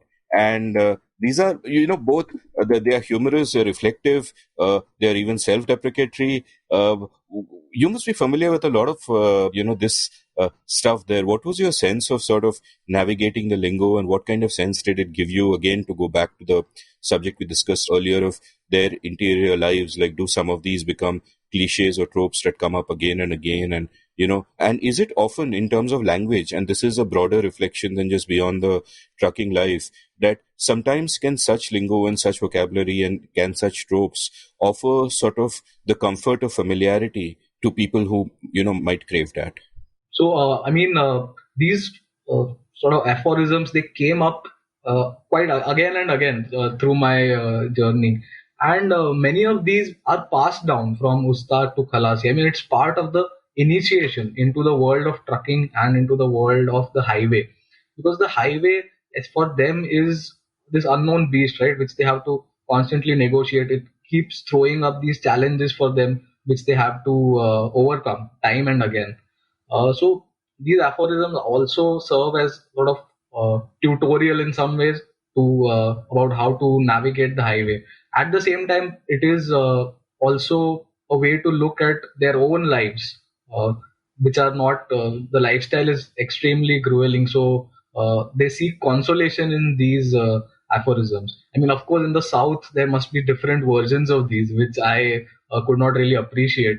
But in Rajasthan and Punjab, these aphorisms have developed over the years, and young khalasis are especially fond of recounting them when you ask them. So that is how I learned about them from the khalasis mainly. The ustads generally are a bit of know-it-alls. They they are the ones who are a bit more reserved usually. The khalasis love to talk, and they're young chaps. I mean, they are hardly 20, 21, and they're quite open about their whatever they've learned so far. And is there a sort of a difference between the way the Khalasis and the Ustads approach you? And also, is there a difference in the way that they approach life? Like we spoke before the break about how, the Ustads, there is almost a sense of poignancy because the status of the truck driver has become more lowly over the course of their careers. And there would also be the sense of hopelessness where they realize that it's a dead end street. Are the Khalasis also like that? Or are the Khalasis more sort of ambitious and looking beyond trucking and so on? What was your experience of that? Yeah, the ustads tend to be more jaded. They are more jaded about life. The best part of their lives is behind them, and there's nothing as such they have to look forward to except driving the truck. The Khalasis, they are just taking in the sights. They're traveling across India. They're learning new stuff. For a couple of years, they're just traveling. So they are on a learning curve, if you could put it that way. So they are more hopeful, and their worldview is also much wider. For example, one Khalasi I met in Nagaland, he used to listen to Rihanna, Justin Bieber, and all these folks. He was quite influenced by American culture. So you can see that difference. I mean, this guy will probably a couple of years down the line, he'll probably take up something else because he has access to the English language to some degree. His worldview is much wider than that of the ustads. So I did see that difference. Yeah, and it's interesting. His worldview would be wider than his ustad who is driving a truck, but at the same time, his worldview would be wider than wherever he's coming from because he's traveled all around. So, in a sense, he's transcending both of those contexts of his. Another interesting thing that you pointed out in the book, and which didn't actually take me by surprise at all, is the enormous warmth and generosity with which you were treated. Like you've spoken about how at different times they would not allow you to pay for anything. In one case, after you started the journey, they actually drove into this dhaba, which you immediately knew was much more upscale than they would otherwise go to. And they ordered a lavish meal with 2 paneer dishes and a lot of tandoori roti and all that. And they insisted on paying for it and said ki aap to hamare mehman hai, even though they are spending many times a day's normal allowance for food on that. And how did, where do you think that comes from? Because, there is this, I often feel that we in the middle class and we elites are sort of, much less generous and much less open in that sense than the people, the middle class will refer to as a great unwashed. As you put it earlier in your episode, I don't mean to imply that either you or I refer to them like that. Like, I remember when I first went to Pakistan to cover the cricket tour in 2006, and I was covering the tour for The Guardian and Cricinfo. And the first time we were in Lahore, we needed to buy some pencil cells for our recorders and all that. And two or three of us went to a store and we bought a whole bunch of supplies. And then we asked for the bill and we were chit-chatting. And at one point we mentioned we are from India, we've come to cover the tour. Everything changes. Until then it's all transactional and, whatever. The moment we say they're from India, just the warmth just overflows and they refuse to take money. And I know that's a cliche that they refuse to sort of take money from you, but we experience this, like with one minor exception of a small incident somewhere, we sort of experience this everywhere we went. The generosity of the common person towards someone he does not need to be generous to, someone who is probably, much better off than him. And as you said, you experience this mehman nawazi of the trucker towards someone who's, much better off, who's come from another world and who's going to go back to that world soon. What did you make of that? Was it as ubiquitous as, the sense that I got from the book? And how did it kind of make you feel? And did you then get conscious about not exploiting it, about, taking a step back and sort of not, all of that? Amit, yeah, about the middle class, the attitudes are definitely different in terms of how you look at money, how you look at strangers. What I saw among many truckers, the attitude was that paisa haath ka mail hai. The money keeps coming and going. And they often refer to themselves also as Dildar, as someone who is not tight-fisted in any way. So that is the sort of mythology that they have. Some of them have constructed around their lifestyle, and that sort of generosity, I think, is tied up with that particular self-conception. Among the middle class, I would say, yeah, there is relatively less openness and generosity in my experience. And if it is generosity, it is often in the mold of charity. I mean, there's a conscious tendency to look at generosity as charity, as something that accrues merit, and there is a certain selfish intent behind it also, in terms of you will get something in the next life, or you will be reborn, or whatever. These particular concerns are there among them, but unself-conscious, a pure generosity, the kind I found, was something I do not expect to find among the middle class.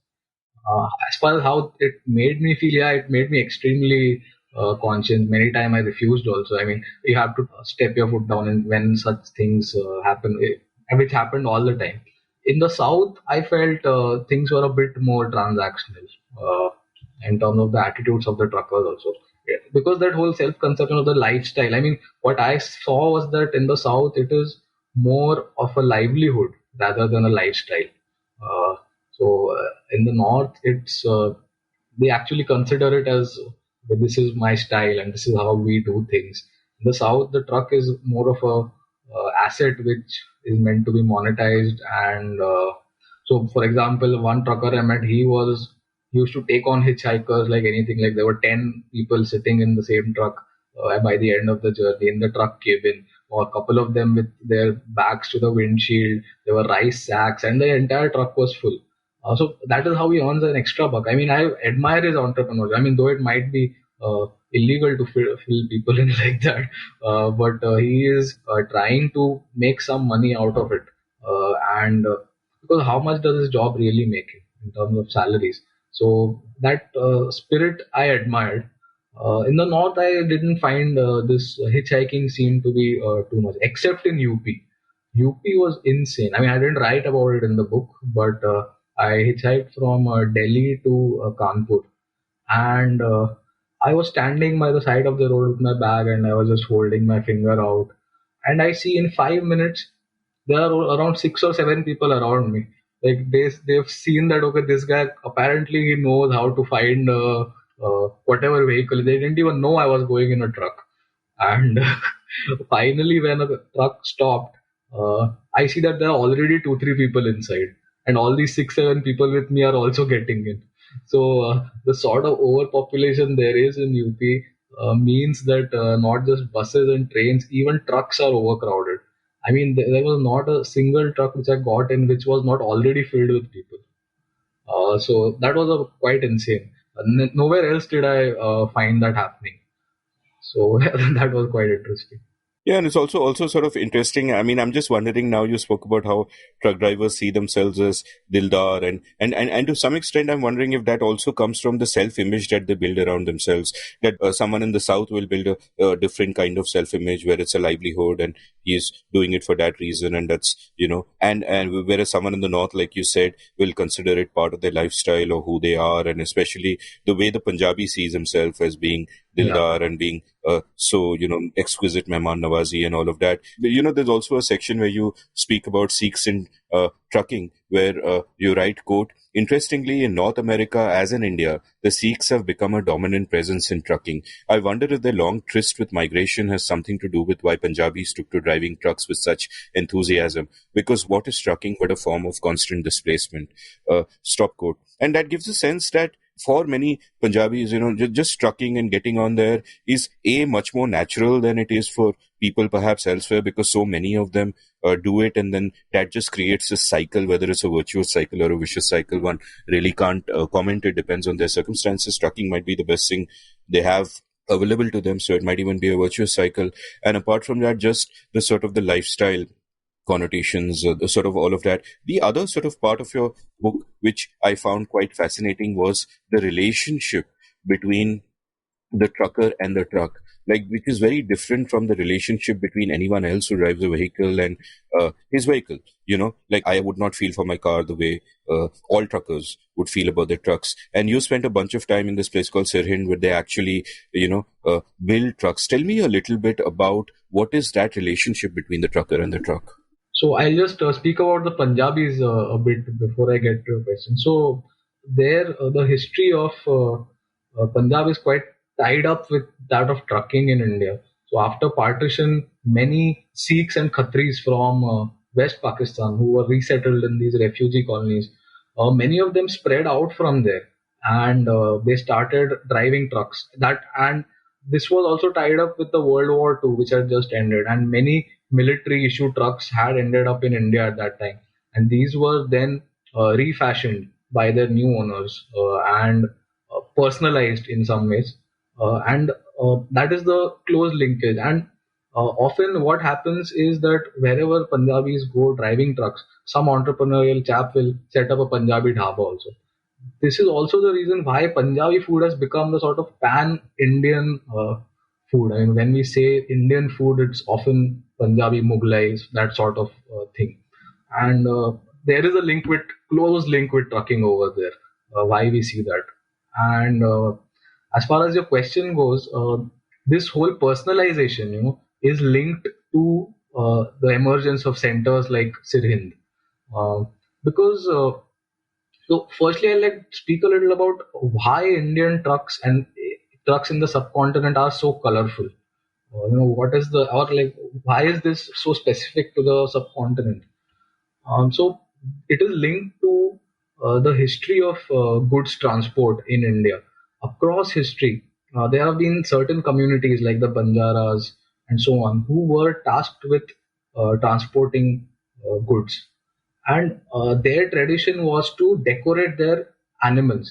So the camels, their hair would be braided. The bullock carts would be decorated. The bullocks themselves would have like tassels hanging around their ears, and these are the same tassels which we see hanging around trucks also.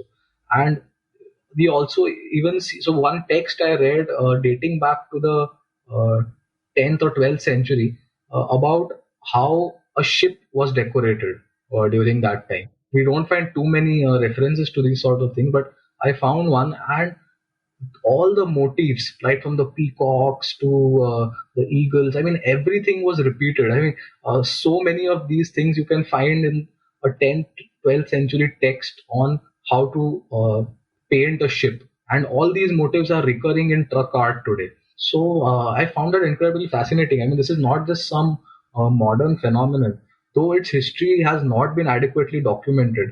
and it's not possible to document it as much because of its informal nature.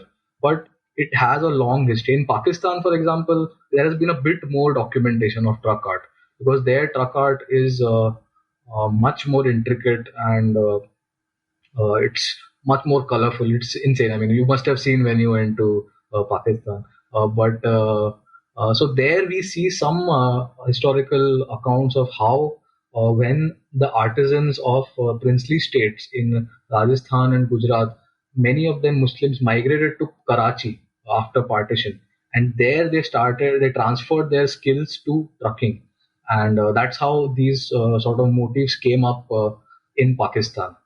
In India, unfortunately, we don't have as much record, but Sirhind it was definitely a fascinating place to be in. And what that showed me was how much care a trucker puts into decorating his vehicle. And like you said, like the proprietor of that particular establishment told me, it's like choosing a life partner. So it need a lot of thought needs to be put into how you want the cabin. So you are because you're going to spend like 8 out of 12 months of your life there, probably more. So it is much more. It's like your home, and you there should not be any compromises on that end. So the Punjabi and the Kashmiri truckers, especially the Kashmiri truckers, put invest a lot. When I visited, it was around 2 lakhs in just decorating their truck, which is a lot. So yes, this says a lot about the relationship between a truck and a trucker. So often they refer to the truck itself as a she or as a demure woman or a bride. So it's like ye meri wali. So all these references come up where uh, there is the personification of the truck. It's given some human qualities, and ultimately it does pay off. I mean, investing this amount of money and time. So they stay for 1 month in that establishment until the whole truck is made, all the design is done. 1 month they just wait there, supervise the uh, building of the truck. That is the amount of devotion and care they put. And I don't think you will find that anywhere else in the world apart from the Indian subcontinent. One of the TILs in your book, and that changed the way I will look at trucks forever, is that when a manufacturer sells a truck to a trucker, he's basically selling the chassis, right? And the rest of it, the body of the truck, is something that is built and customized. And like you pointed out, there are some places like South India, I think you pointed out, where it's very functional and they don't really care so much.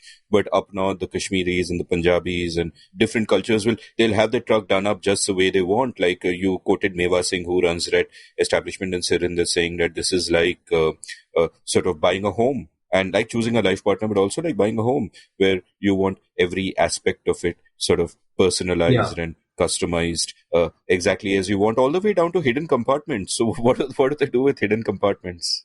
So hidden compartments are often used to hide contraband. Like for example, one chap I traveled with used to hide his bookie in there, whatever for his personal consumption. I'm sure there's a lot of smuggling also that happens in India. I mean, it definitely happens, and a lot of this is facilitated through these hidden compartments and so on because they are useful, right? I mean, when the state is often out there to take money from you on various pretexts. If there's anything you need to hide, which is very likely you will have, these hidden compartments come in handy. But I'll also like talk a bit about the whole the process. I didn't get into it. The process of building the truck itself. So from the chassis, there are around uh, say 10 to 15 different types of artisans who are at work trying to sort of build a skeletal framework first around the chassis, and then you will have the radium tape, the electrician, the painter, the cabin maker, the welder, the artisan who will cut the chadar and in all these geometrical shapes. So it's a very specialized job, and often in Punjab, for example, I saw that literally all of these artisans were from Bihar. And in Sirhind, the place I visited, all of them were from one district, which is the Madhubani district in Bihar, which itself has a rich heritage of folk art. The Madhubani paintings are quite famous. So this it's the traditional skill in that region, and many of them come to Punjab uh, to work in these establishments. And I stayed there for a couple of days, and it was a revelation. I mean, it was a lot of fun just talking to these chaps, talking to truck artist, uh, trying to see how he has learned these things. And there also we find that whole Ustad Khalas. I mean, it's like much of India actually runs on these informal apprenticeship networks. I mean, formal training because it's not very well established. Everything that most Indians have learned, it has been from some generous person, either a relative or someone you know, who will very generously impart his skills so that you can pick it up. And yeah, that was quite interesting.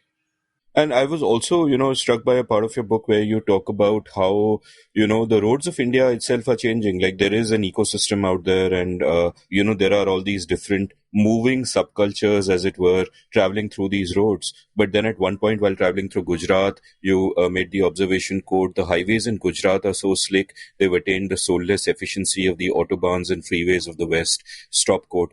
And elsewhere, you have spoken about how at different parts of the road, you have different dhabas catering to different kinds of clientele, like for Punjabis and so on. But at the same time, you talk about how some of these flyovers and so on are just sort of passing them by. For example, at one point, when you stopped at a dhaba, you say, quote, business for many of these dhabas, especially in Gujarat, has been slow. Earlier, they occupied prime real estate right by the highway, but the spree of flyover construction has bypassed many of them. Now, cars and trucks just zoom above them, oblivious to their presence. Stop quote. So is there sort of, and I know that there are always these trade-offs and we can both bemoan the loss of the richness of this cultural diversity in the form of the different types of dhabas. And on the other hand, there is the increased efficiency, the quicker travel times, which also add, so to say, unseen elements to the lives of the truckers and the drivers. What sense did you get of this from the truckers themselves? Like, is this loss something that they bemoan? Did you feel that there is some color being lost here, which is, which we don't appreciate enough? And, what were your thoughts? I would say the effect has largely been positive. Many truckers are happy and they're very conscious. They can see the fact that roads have improved so much over the last 10, 15 years, especially the national highways. So as one trucker put it to me, he says that it's become very easy for us. Most of the cities there's a bypass which they've made from which we can avoid the city itself, and almost all of the villages have flyovers. So our job is just to drive, and there are not too many hurdles in our way, and that enables them to do more business because the turnaround time reduces, it improves their income overall, and generally it's a good thing, I would say. Of course, there is a lot of resistance to these things. Interestingly, when I visited my native village while on this trip in the middle on the Karnataka coast, and what I found there are protests happening by the locals because they are building a flyover which will bypass their main market by the highway. So by the highway, they have like all these shops and stuff, but the government is planning to build a flyover which will bypass, and there is ferocious resistance to this. That we will not allow this flyover to be built. So you see the kind of challenges the government also has to overcome to bring this so-called development. And this loss of heritage, etc. That's when all this comes up, right? When all these traditional establishments who've been there for decades find themselves suddenly bypassed. So that aspect is there, but I will say it's largely been positive. Great. Let's kind of move on to, I mean, we've spoken a lot about Punjab and Kashmir and all of that. I found your section on the Northeast interesting for reasons that it told me about a lot more than just the trucking life. It also gave me a sense of how the Northeast is almost such a unique part of India, if we can call it a part of India at all. Like, to sort of go back to my trip of Pakistan, my impression through traveling through Lahore, Karachi, Islamabad, all these places were that it was just like India. The signs were in Urdu, but culturally I never felt away from home. And the one place where I did feel away from home was when I went to Peshawar and that frontier, and traveled down the Khyber Pass. And there, everybody looks different and they're speaking sort of a different language, Pashto instead of Urdu. And there, the sense was kind of different, not unfriendly, not in that sense, not hostile, but just different.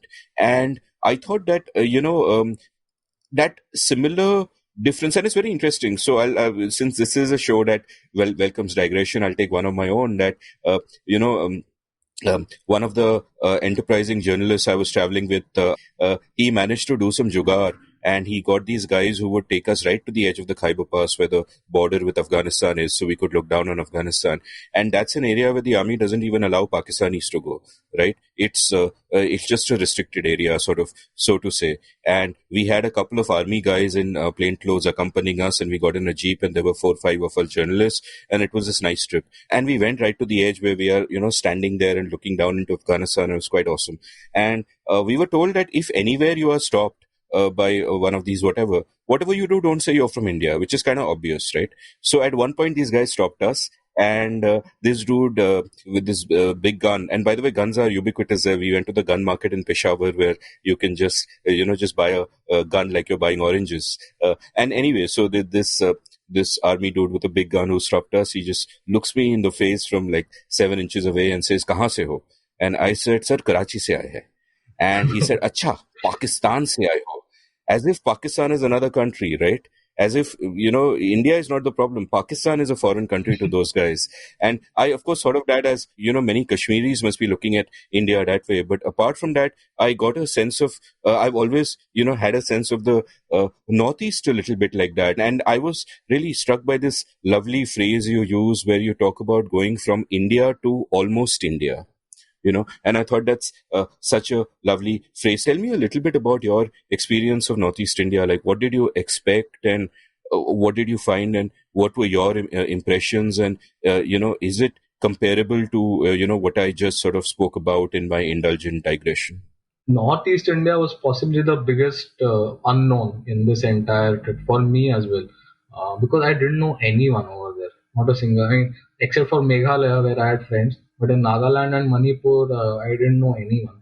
So I was quite nervous actually, and the sort of reputation that particular highway enjoys, NH39. So there, 1 out of 6 days, the highway is band because of these strikes which are called by various insurgent groups. And my journey itself, I mean, began on a not a very positive note, because when I visited Dimapur, like I started off from Dimapur in Nagaland, which is in the plains and pretty much indistinguishable from the rest of India. Uh, so there I found out that some insurgent group has called a band and the highway is shut down for 2 days and you can't go anywhere. You're stuck there. So that's the note on which the journey itself began. And going forward, I was hoping it would be a bit more safer. And it was, because I encountered these 3 chaps who were absolutely amazing. Amar, Akbar, Anthony, they called themselves, but their real names were Rahul, Michael, and Mohammed. And it's almost like my brother, when he read these that particular chapter, he asked me, "Dude, are you sure you're not making this up?" I was like, "No, not at all," because I myself was so taken aback by this thing. I mean, you have a Hindu, Muslim, Christian in one truck, and the interesting thing here there is not just the difference in religion; it's actually the difference in ethnicity. Like, as I write in the book, all these 3 people spoke languages that belong to different language families altogether. I mean, in one truck. I mean, where would you find that sort of thing in the world, let alone India? One of them was a Munda Adivasi from Jharkhand originally, who had come to Assam generations ago as tea worker. So he essentially spoke Munda at home, which is an Austro-Asiatic language. Another chap spoke Bodo, which is a Tibeto-Burman language, and one of them was a Bengali Muslim, so he spoke an Indo-Aryan language. So there are like these fault lines are so many in the Northeast. In India, we just think of caste, but there it's religion, there's tribe, and even among the Hindus, there's caste. So, quite an incredible place to be in. But the sense that you got about Pakistan in Peshawar, I would say I definitely got it. People would repeatedly ask me if I was from India, and that question often came from a place of curiosity and slight suspicion also, because of the history of the relationship between India and those parts. In the AFSPA, for instance, is still implemented over there. So that was there, but it was a totally different place. I mean, it reminded me more of the Southeast Asia that I had seen in the Lonely Planet documentaries and so on, and not as much of India. And ultimately, I kind of fled from Manipur eventually, as I write in the book, because I had been on the road for 4 months, and then there were gunshots outside my hotel in the dead of the night, which I still don't know what exactly happened, but it sort of unnerved me. And you realize that you are in an environment that is so radically different from mainland India in so many ways that there is a tremendous sense of insecurity, especially in Imphal. Kohima I quite liked. Kohima was great. There's so many amazing bookshops, and the place in general is quite vibrant. I mean, apart from the fact that everything shuts down at 6:30 and only the restaurants stay open till 8:30. Apart from that, the place was quite young, and I didn't feel out of the place over there. But Imphal definitely gave me the creeps as a place, and ultimately I decided to go back from there. But the experience was an eye opener throughout, right from Assam to Manipur. And I would recommend listeners to visit sometime just to see what amazing landscapes and just the kind of linguistic ethnic diversity India has. It'll blow your mind for sure. I was struck by, how you've written about the massive Korean influence in Imphal and Manipur. And also, speaking of linguistic diversity, I was also fascinated by this new language which you described to me. Like, of course, like you pointed out, there are all these different language families, or Austroasiatic and Tibetan Burmese and Indo-Aryan, which are kind of mingling together. And you spoke about this new language which has kind of come out at the evolved at the intersection of all of these, called Nagamese. Yeah. Tell me a little bit about that. So Nagamis, I found, like, because of this tremendous diversity, you have to arrive at a common language in which you can converse, like the lingua franca. And in Dimapur and some other parts of Nagaland, uh, Nagamis is that standard language. It's a mix of Naga words, Assamese, Bengali, Hindi. It's like uh, it's not an entirely formed language. It's a Creole language. It's not a fully developed language, so to speak. But people do get by with that. And its history dates back to centuries. Apparently, the Nagas evolved this because the Assamese revenue collectors, merchants, they would frequently come up to the hills to extract tribute or whatever. So this sort of language evolved to enable communication between the Nagas and the Assamese. Now, of course, it has the scope of the language itself has expanded. It has also taken in Hindi words because of the tremendous Bihari migration in Dimapur and even in the northeast everywhere. So, a lot of Biharis who are, almost all the vegetable vendors I saw in Kohima were from Bihar. The people who were selling frogs and silkworms in Dimapur were from Jharkhand. It's insane the amount of migration that happens in India and all the interesting encounters this leads to, and of course all the linguistic developments it ultimately leads to. And Nagamis is the best example of that. Yeah. And I was also kind of struck by your description of how they sometimes call themselves West Southeast Asia, if I remember correctly. Yeah. So one insurgent group has branded itself as the group of not Northeast India but West Southeast Asia, which is an extremely convoluted way. I mean, if you add the North over there, then you'll have all the cardinal directions in that name. So Yeah, I was also kind of struck by sort of the political economy of what's happening in terms of the struggles there. Like you, of course, spoke about the sort of insurgents and the battles that they're in. And I'll kind of take another a digression, because when I had written an essay a long time back about the Maoist insurgencies in the east of India, and I'd also used the same concept while talking about the gangsters of UP. But it's essentially a concept which was formulated by this economist called Mancur Olson, and it's a concept of roving bandits and stationary bandits. And the way Olson talks about it is that imagine you're a village and you're just living, and there's no one ruling over you, and you're just living life. But every once in a while, bandits will come and they'll wipe you out and they'll go away. And now there are two kinds of bandits. So one kind of bandit is a roving bandit, which is a bandit who is passing by, and therefore the incentives of those roving bandits are just to take everything they can and destroy the place and leave it completely barren. And then there are the stationary bandits, and they are the roving bandits who come there and then they decide that let us just stay here and milk this place. There's no need to destroy it. And they basically become the state.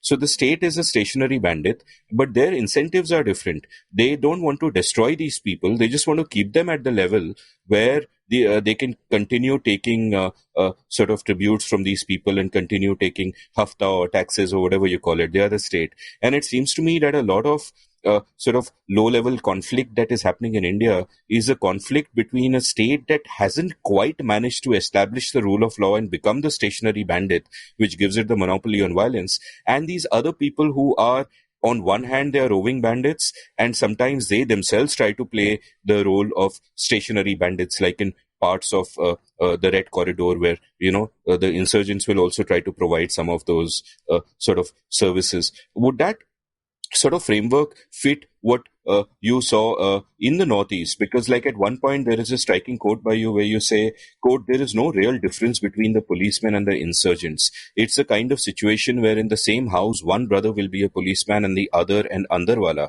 He says, only half joking, you're quoting someone here. "And they work together in a climate of connivance.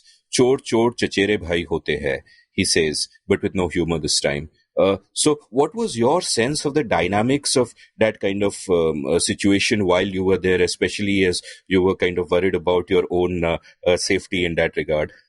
So your description fits in perfectly with what's happening over there, because they essentially run a parallel government, and it is well established. It's an open secret that uh, government employees themselves pay part of their salaries to the insurgent groups, and all the businessmen have to pay something. If you want to run any kind of business, you have to pay something to the NSCN-IM, which is the leading insurgent group in Nagaland.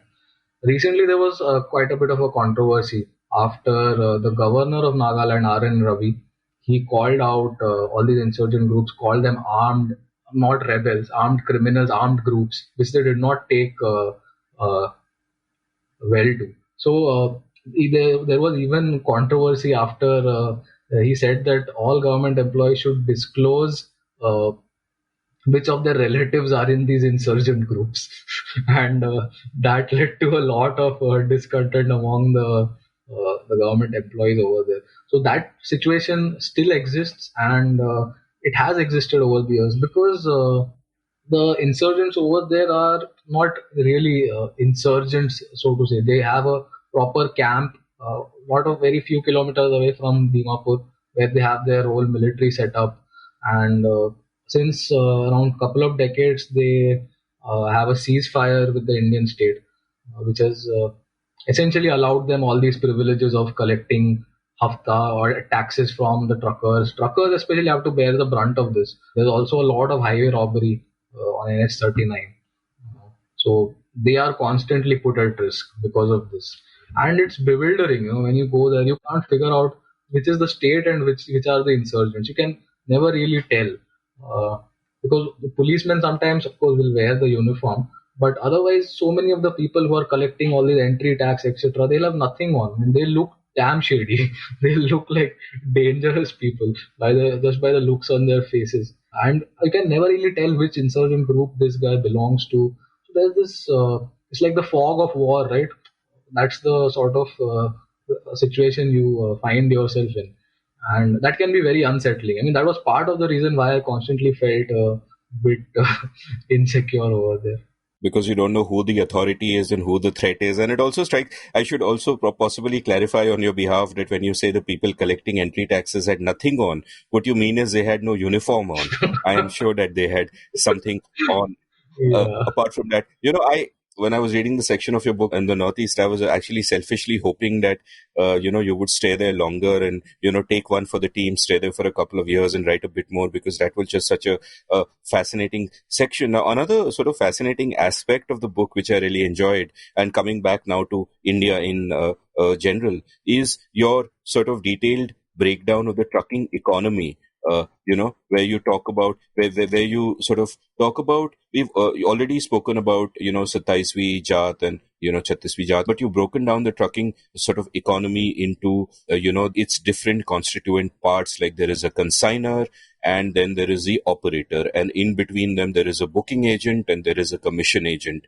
And a lot of the trucking economy consists of really small players, like 75% of it is people who own less than 5 trucks, and so on. You've spoken about the information asymmetry, the cartels, corruption, and all of that. All, again, could be a whole book about the political economy of that, and it's so fascinating. Tell me a little bit about that. What was the journey of discovery through these structures that sort of exist and within the trucking industry in India?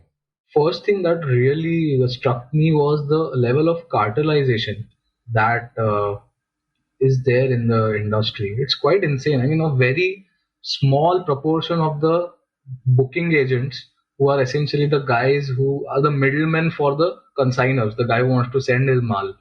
These guys essentially control the prices, and there is no transparency in how this price is fixed, because it's all over the phone. It's extremely opaque, and the way these deals are structured is that the share of the proceeds which goes to the trucker is negligible compared to the effort and the risk that he is putting in this whole enterprise. I mean, he's the one who's putting his life at risk, right?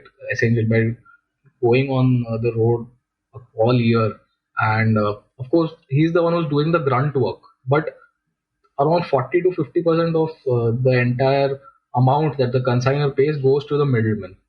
So, as one trucker put it to me, India dalalon ka desh hai. And that really struck me, because across the landscape, I mean, I don't know if there is any estimate on what proportion of India earns its living just by being a middleman. I mean, I'm sure it's going to be huge, right from the agricultural markets, where we see the dominance of the Arhatiyas, to the sort of fixers that exist even outside government offices, who can get your files passed. I mean, these are all middlemen, right, who are somehow earning a living by doing as little as possible and getting as much as possible in return. And this is the trucking industry is also no stranger to this. In fact, I would say it's one of the industries which is highly dominated by intermediaries. So that was quite a revelation. How I found all this was by going to these transport nagars, which are ubiquitous. They are there in almost every small and big city. You will have one transport nagar where all the trucks will go. The offices of all the middlemen will be over there, who will connect the supplier to the trucker.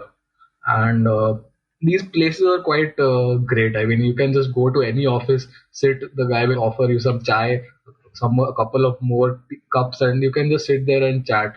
They don't have much on their hands. They'll have their phone calls in between, but they're happy to chat usually. So I spent quite a lot of time in these transport nagars across India. Every place I went to, I would spend one day in this transport nagar. Just try to talk to people and just figure out how things work there. So that was quite interesting. And the corruption in the industry, it accounts for around 50,000 crore a year. So the latest estimate says that around 50,000 crores rupees is paid in bribes by truckers. That is staggering. It's 5 trillion rupees in just one year. And That was quite insane. And these arrangements are highly organized. That was another striking thing. Like the truckers in Udaipur pointed out to me, they are actually given these coded receipts. Like there will be something written on it, QSS, just to clarify to the guy who is going to extract money ahead that you have already paid it. And it's stunning how organized it is. I mean, and the truckers, of course, bear the brunt of this. Every person who stops them extract some money from them. And the survey said that around 40% of them give no reason at all. And the interesting thing is that around 30% of them take money in the name of Mata Ka Jagran. That some of these local groups will say that, okay, we have this Mata Ka Jagran here happening. So this is not even the state. Okay, these are just random people. And who may be linked to the political class in some way, but it's not government officials who. So this is another thing which was quite striking, because there is no difference as such between the state and these sort of shadowy figures who are linked to the local political economy in many ways. So in Goa, for instance, one chap told me that all the money that is extracted from them. Goa is like a lot of mining happens there. Actually used to happen, and trucks have a terrible time in Goa. Like drivers, I mean, our experiences, of course, is that of idyllic vacations, but for truckers, Goa is just a terrible place. And he says the majority of the people who collect this money are just agents of some local politician. There is a blurring between the state and you realize what the level of rule of law is that exists in reality on Indian highways. And throughout, the recurring pattern was of this only, the complete breakdown of rule and law in many ways. Sometimes by the state itself, and sometimes by all these extra legal authorities. No, and that's so fascinating to me. Like the state as the supposed stationary bandit, but not managing to be the stationary bandit efficiently enough. So all of these little other sort of roving bandits becoming stationary there for a while. I'll come back to the corruption angle of it because that's so fascinating. But first, to go back to the way the trucking economy is structured. So tell me if I got that right. There is a consignor who has to send goods somewhere, and there is a trucker who is actually taking the goods somewhere. And in between, there are two kinds of agents. One is a booking agent who is dealing with the consignor and saying, "Ki, theek hai, this is the kind of money I'll take from you to get the job done."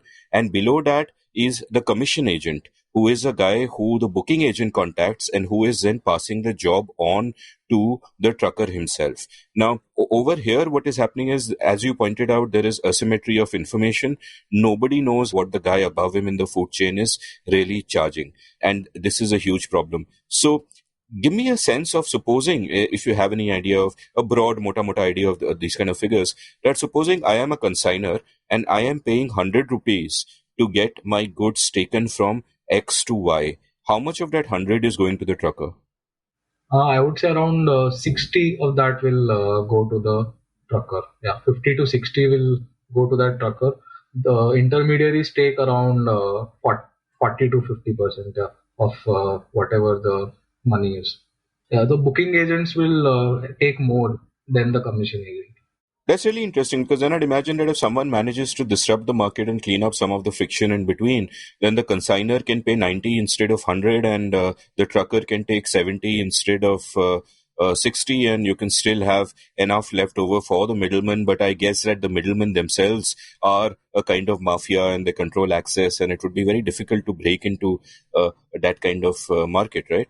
Yeah, in many ways, So, I'm talked to some startup folks also, who are trying to break this stranglehold of the intermediaries. And so, in theoretically, it's so easy, right? You make one nice portal where you connect the consignor to the trucking agent himself, and you just eliminate the middleman. It's theoretically, it sounds so simple, but like you said, the middlemen are like a proper mafia.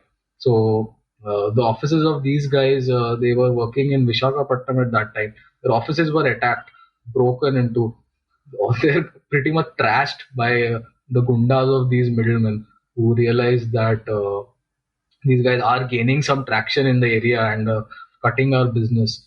So they are quite a powerful segment in this industry, and it all works on the phone, right? That sort of tech adoption and penetration of technology in this industry is especially low compared to many others. And given India's terrible networks, I mean, when you go to the highways in the cities itself, often it's bad. When you go to the highways, though, no question. So all that makes it very difficult to sort of address this stranglehold of the intermediaries. And most of the startups that are in this space, this logistics space, and in the business of removing the intermediaries, have most of them have given up. Uh, there are a couple of them, but largely most of them have shut shop. So that tells a lot about how much control and influence the intermediaries have. That's fascinating. I was also, struck by at different parts of your book there is the intermingling of sort of history with your narrative, and at one point you talk about how Sher Shah Suri did so many things to eliminate the highway robbery problem, because even though you don't have trucks in that time, you do have goods being transported, and you do have the problem of highway robbers. And I'll ask you a bit to elaborate upon that and elaborate on, then the irony that in modern times, as you say in your book, I'll read out again from what you've written, where you write, quote, if we were to compare medieval and modern India, it would seem things have both changed and remained the same. While the highways today are relatively safer and punishments less drastic, official extraction from truckers, highway robbery by another name, continues unabated, perpetrated with the aid of extractive innovations such as mechanical. Stop quote. And mechanical is within single quotes. It's obviously a particular kind of find that you describe, which was very opaque, and then you got to the bottom of it and you found that it was for flouting rules which are itself written so vaguely that they're open to interpretation, and therefore it is Yeah. sort of highway robbery. And as you pointed out, there is highway robbery by the state and by others. So it seems that there is a culture of highway robbery which has come all the way from Sher Suri and all that, and that's also a kind of a fascinating period. So tell me about sort of the historical development of the culture of our roads, so to say. The two main highways of India historically, Uttarapatha and the Dakshinapatha. So these two were the historical main highways. One, Uttarapatha, linked Peshawar to Bengal, and the Dakshinapatha linked Bihar, the Patliputra, through Madhya Pradesh, etc., to the west coast and to Maharashtra. So, and from there were other routes which went across South India. So these were the two main routes. And what we see from history is that highway robbers have existed as long there were roads. So, for example, Angulimal, who features like in the Buddhist Jataka stories, he was a notorious highway robber. And this tradition continues. The state did try historically to curb this menace and make things safer. For example, in the Mahajanapada period, which is around 600 BC, there were officials who were appointed called Rajukas, whose job was to protect the travelers and the merchants. That was their essential job. Of course, there were also customs agents called the Kamikas who would take money from them, legitimate taxes, and so on. But in practice, highway robbery has been a part and parcel of the transportation culture in India, because it like we think of highway robbery as this violent dacoities and bandits, right, who will come and attack you. But highway robbery is also takes place when someone without any legitimacy and without any authority is taking money from you. Maybe not using the threat of violence itself, but who's taking money from you in a matter of fact way, and you are giving it to them. And that has continued across history. So we have like petty rajas. So any sort of political authority who establishes himself in certain area, he will say that, okay, whatever roads are passing through this, these are under my control, and anyone who are passing through the entry tax that we call it right now, that sort of entry tax has been collected across history. And Sher Shah Suri played an interesting role in sort of curbing this, because what he realized was all these highway robbers operate with the knowledge and the active cooperation of the village headmen. which are around these highways. So the village headmen were a very influential constituency at that time. And so what he did was that he said, if any dacoity or robbery takes place in your area, it is the job of the village headman called the Mukaddam to either find the culprit and compensate the traveler for the loss of his property. And if someone is killed, then it is the job of the Mukaddam to find the guy, or the Mukaddam himself will lose his life. So that's a bit drastic, but it worked during his period at least. And we have the writings of a Mughal historian actually called Abbas Sherwani, who writes about the kind of changes he brought. Now, Sher Shah Suri as a figure is just fascinating. He's one of my favorite figures from Indian history. Partly because he has so much to do with the development of the highway system in India. I mean, he was the one who renovated the Uttarapatha, the which what we know as the Grand Trunk Road now. So he sort of renovated it from across the entire terrain. He also built new roads, which from Agra to Gujarat, Agra to Marwar, and so on. So he expanded the road network a lot, firstly, and he also built a network of thousands of sarais. Sarais being these resting places for travelers. And many of these sarais later then grew to become kasbas. I mean, they were the nucleus of urbanization. Uh, so there would be a marketplace which would form around this sarai. Slowly, that marketplace would turn into a small town, and so that is how a lot of urbanization happened in India. Also, like even today, the Mughal Sarai, Begu Sarai, all these are prominent junctions, right? And the name reveals that they originated from a simple small sarai, a resting house for travelers. So that was another one of his contributions. Overall, I feel as a figure, he is massively underrated in Indian history. Partly because he is this sort of an upstart figure who rises from nowhere, rags to riches, often uses unscrupulous means to gain power, and he's not like the perfect role model, say to say, for a newly independent India, which was looking for these very sort of straight-jacketed figures like Akbar and Ashoka, whose values fit in with that of a budding nation. Like they are secular, at the same time they are tolerant, they are non-violent, and all these factors led us to privilege these figures rather than Sher Shah Suri, who was a brilliant administrator, and he was also secular in his own way. I mean, he did not really discriminate as such in his army and so on in terms of recruitment. And his administrative innovations themselves were quite remarkable. Like he introduced the rupaya, which we know as the rupee today. He introduced the use of Hindavi as it was known then, in the local administration. Earlier, only Persian was used. So this led to good things for the local population. So I'm basically a big fan of Sher Shah Suri, and I think he should be more celebrated. Maybe a biopic someday, hopefully. Maybe a biopic someday. If Akshay Kumar is listening to this, we are in trouble, Rajat, and it is your fault. And it's interesting that you talk about sort of building up Akbar and Ashoka as modern heroes, because even there, I mean, people contain multitudes, and even they had different aspects to them.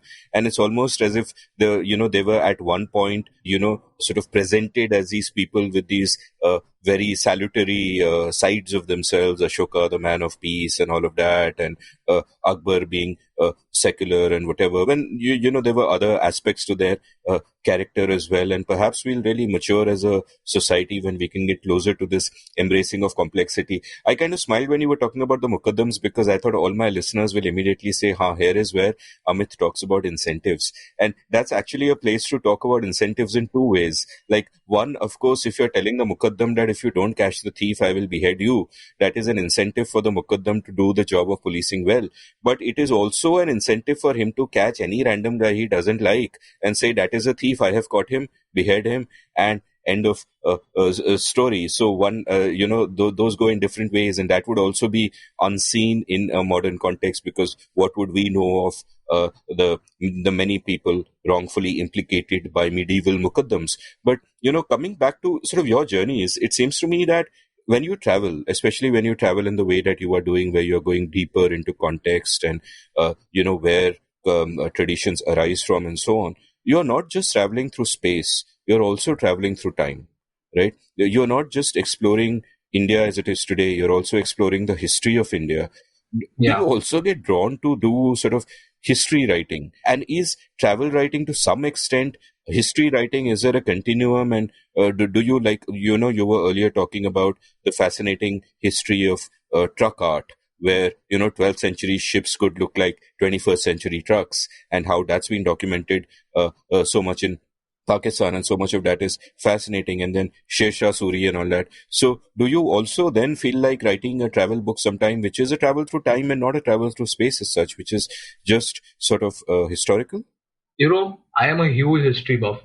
And the more I read history over the years, I realized that travel accounts plays such a huge role in our reconstruction, the reconstruction of our history as we know it.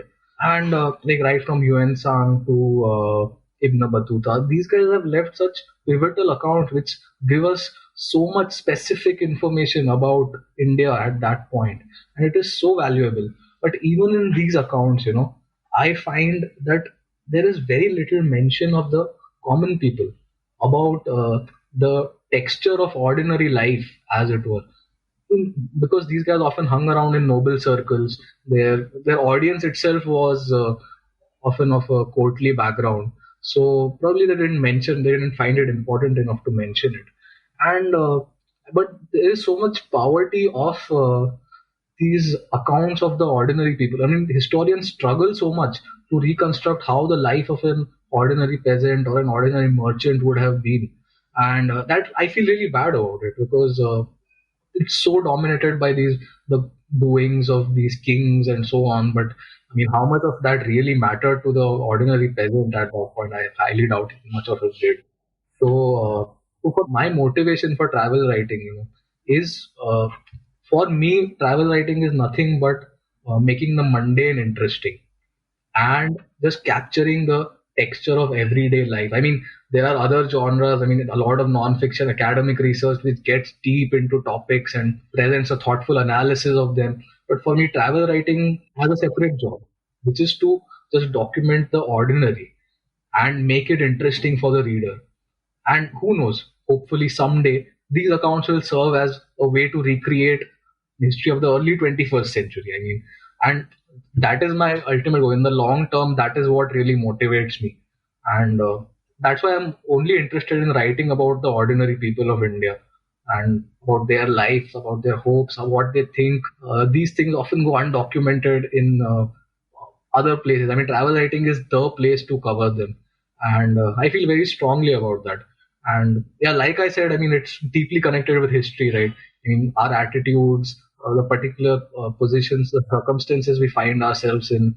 Various people have their own little histories. They're linked to their family and their caste, and all of this is what is India for me. I mean, for me, just like we say that in every person resides God, for me, in every person resides India, and every person is a representative of India in so many ways, and that is what I am very moved to explore and write about.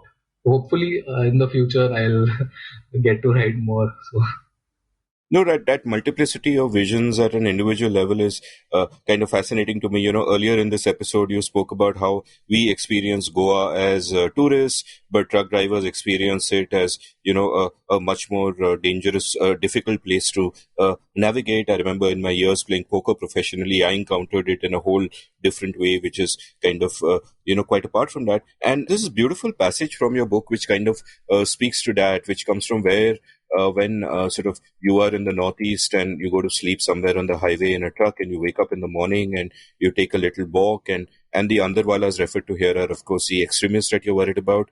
And at this point, you write this passage, I'll quote, "My fear of Andharwalas interrupting our journey has been unfounded. Instead, I have witnessed one of the most splendid sunrises of my life. I guess such is the nature of travel. When the true nature of a place reveals itself, or perhaps when you realize there is no true nature of a place, it is merely the images we associate with a place that shape our perception of it. The human brain is incapable of associating more than a handful of things with a place. Its job is to underplay complexity and categorize reality into simplicity. That's why one must never internalize anything the world tells you about a place. The only way to travel is to forget everything you think you know about a place, discover it anew, forge new associations, associations that are all your own.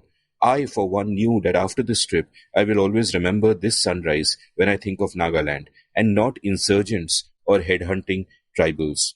Stop quote. And this was such a beautiful passage in one of the highlights of the book. And this also, leads to sort of a conflict within the travel writer, which in a very minor way, I think I felt when, in earlier small travels I have made, like when I was traveling through Pakistan in 2006, I live blogged the event. I would put up multiple posts in a day and I was blogging a lot.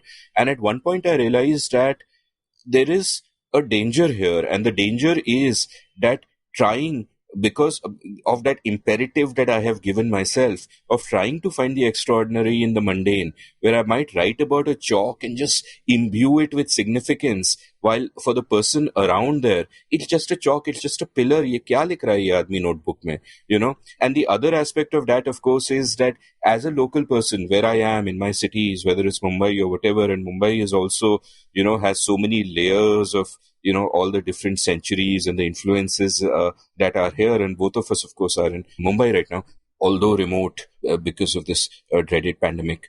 So question there is that then there is a trade-off that on the one hand, you want to take a step out where you're suddenly more mindful of everything and therefore in a position to recognize the special where it might otherwise be normalized. But on the other hand, there might also be the tendency for the travel writer, the imperative, so to say, the incentive almost, to find something special in everything that is ordinary. Is that something that you've thought about? Like, how does one navigate? On the one hand, the travel writer's gaze is going to be a little deeper, but is there a danger that it goes sort of too deep? That's an interesting question. I mean, I have thought about it in the sense that, it is possible to go overboard in contextualizing a place. I mean, often what happens is that you go a bit too deep. I mean, when I am writing, I always think about the reader. And for me, the reader is someone who like has a smartphone within range and who's going to pick that up the moment you lose his attention. So that my attempts always are to set the context, but not to the extent where I am losing sight of the place I am in. Often what happens is that you get into the history of a place and so on, and you lose sight of what is in front of you, which often is mundane, like you said. So there is that risk. But overall, I think the job of the travel writer is to open someone's eyes to the fascinating realities of multiplicities of the world around you, and of the ordinary person who probably thinks, "यार ये क्या पकाऊ चीज है ये बाहर जो है." But the travel writer's job is to make him see the beauty in it, and for me that is what it is. I mean, I am someone who likes to see the beauty in everything. I mean, I like it can get a bit annoying, but I genuinely find a lot of things beautiful. I mean, part of that comes from, I think, science. I mean, Richard Feynman was a huge influence on me when I was growing up, and the way he sees beauty in the smallest of phenomenon. I mean, the world is an incredibly fascinating and beautiful place, and it is that sort of enthusiasm for the world which I wish to transmit through my writing, and that is what I believe the purpose of travel writing is. Great. So I've taken a lot of your time today, so I'll kind of end with a final question. And at one point early in the book, you talk about this truck driver, Sham, and you're sort of traveling with him, and he says he likes Kishore Kumar, and you ask him his favorite song, and he, names a song, and then you ask him to sing. He sings a bit of that, and then he feels embarrassed, feeling that he's revealed a bit of himself to you. And the lyrics of that lovely song, of course, are, quote, "जीवन के सफर में राही मिलते हैं बिछड़ जाने को और दे जाते हैं यादें तन्हाई में तर पाने को." and this sort of seems to me to summarize so well that, the loneliness of the long distance trucker, as we spoke about.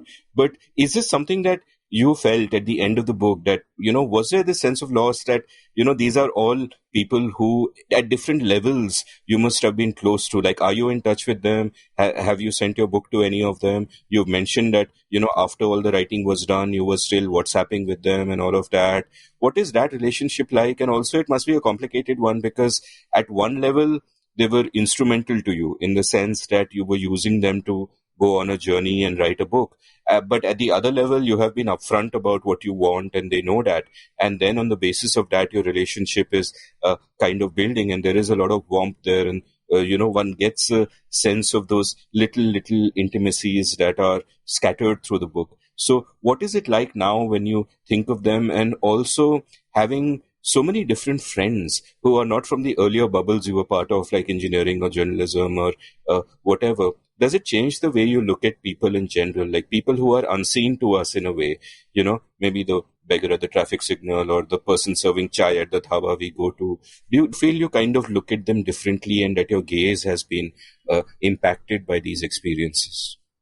So, as far as them being instrumental, I wouldn't go as far to say that, because, when I set out on the trip, I had no idea this book was ever going to come out, or I'm even going to write one. I did it mainly to have some fun and make some friends along the way. So, I did take notes and all in case it comes handy someday, but that possibility seemed remote to me, because from what I was thinking at that point was, who's going to read about trucker? While I was interested in it, but often there's this niggling doubt, right? Is this something that's interesting for the wider world? And that self-doubt is something that eats you away in many ways. So that was how. So we used to hang out like just like someone who have met and who are going to be separated in some time. So you speak all that you can in that in that particular time. Over the years, I have fallen out of touch also with them, because what happens with truckers, especially, they change so many phone numbers. They keep changing their phone numbers. I don't know why. And so if they change their boss, if they start working for a different owner, then their number will change.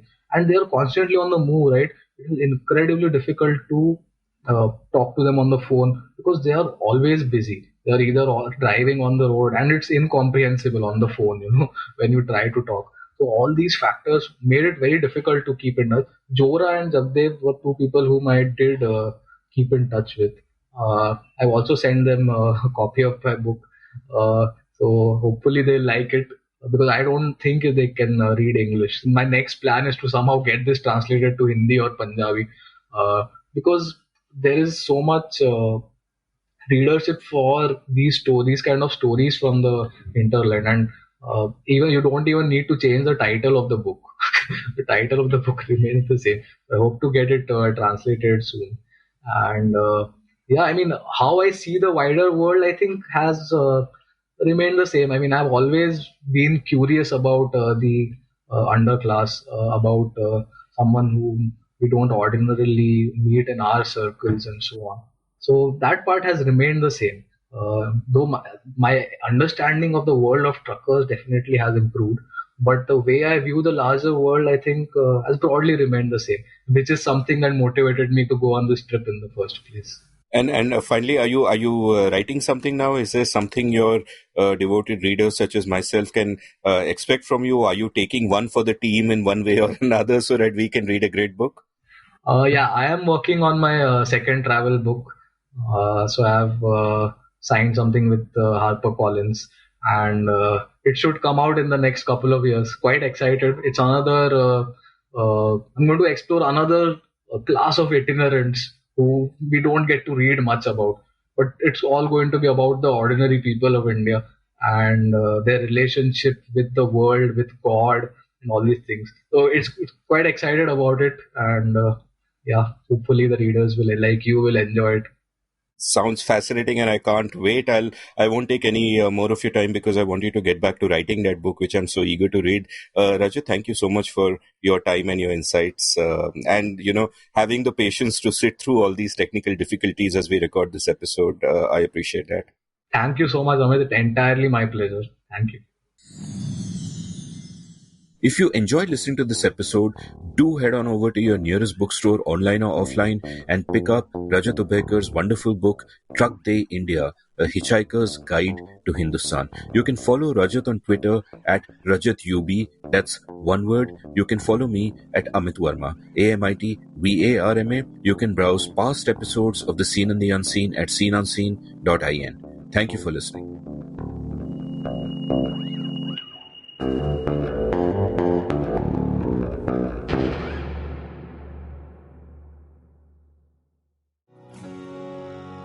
Did you enjoy this episode of The Seen and the Unseen? If so, would you like to support the production of the show? You can go over to seenunseen.in/support and contribute any amount you like to keep this podcast alive and kicking. Thank you.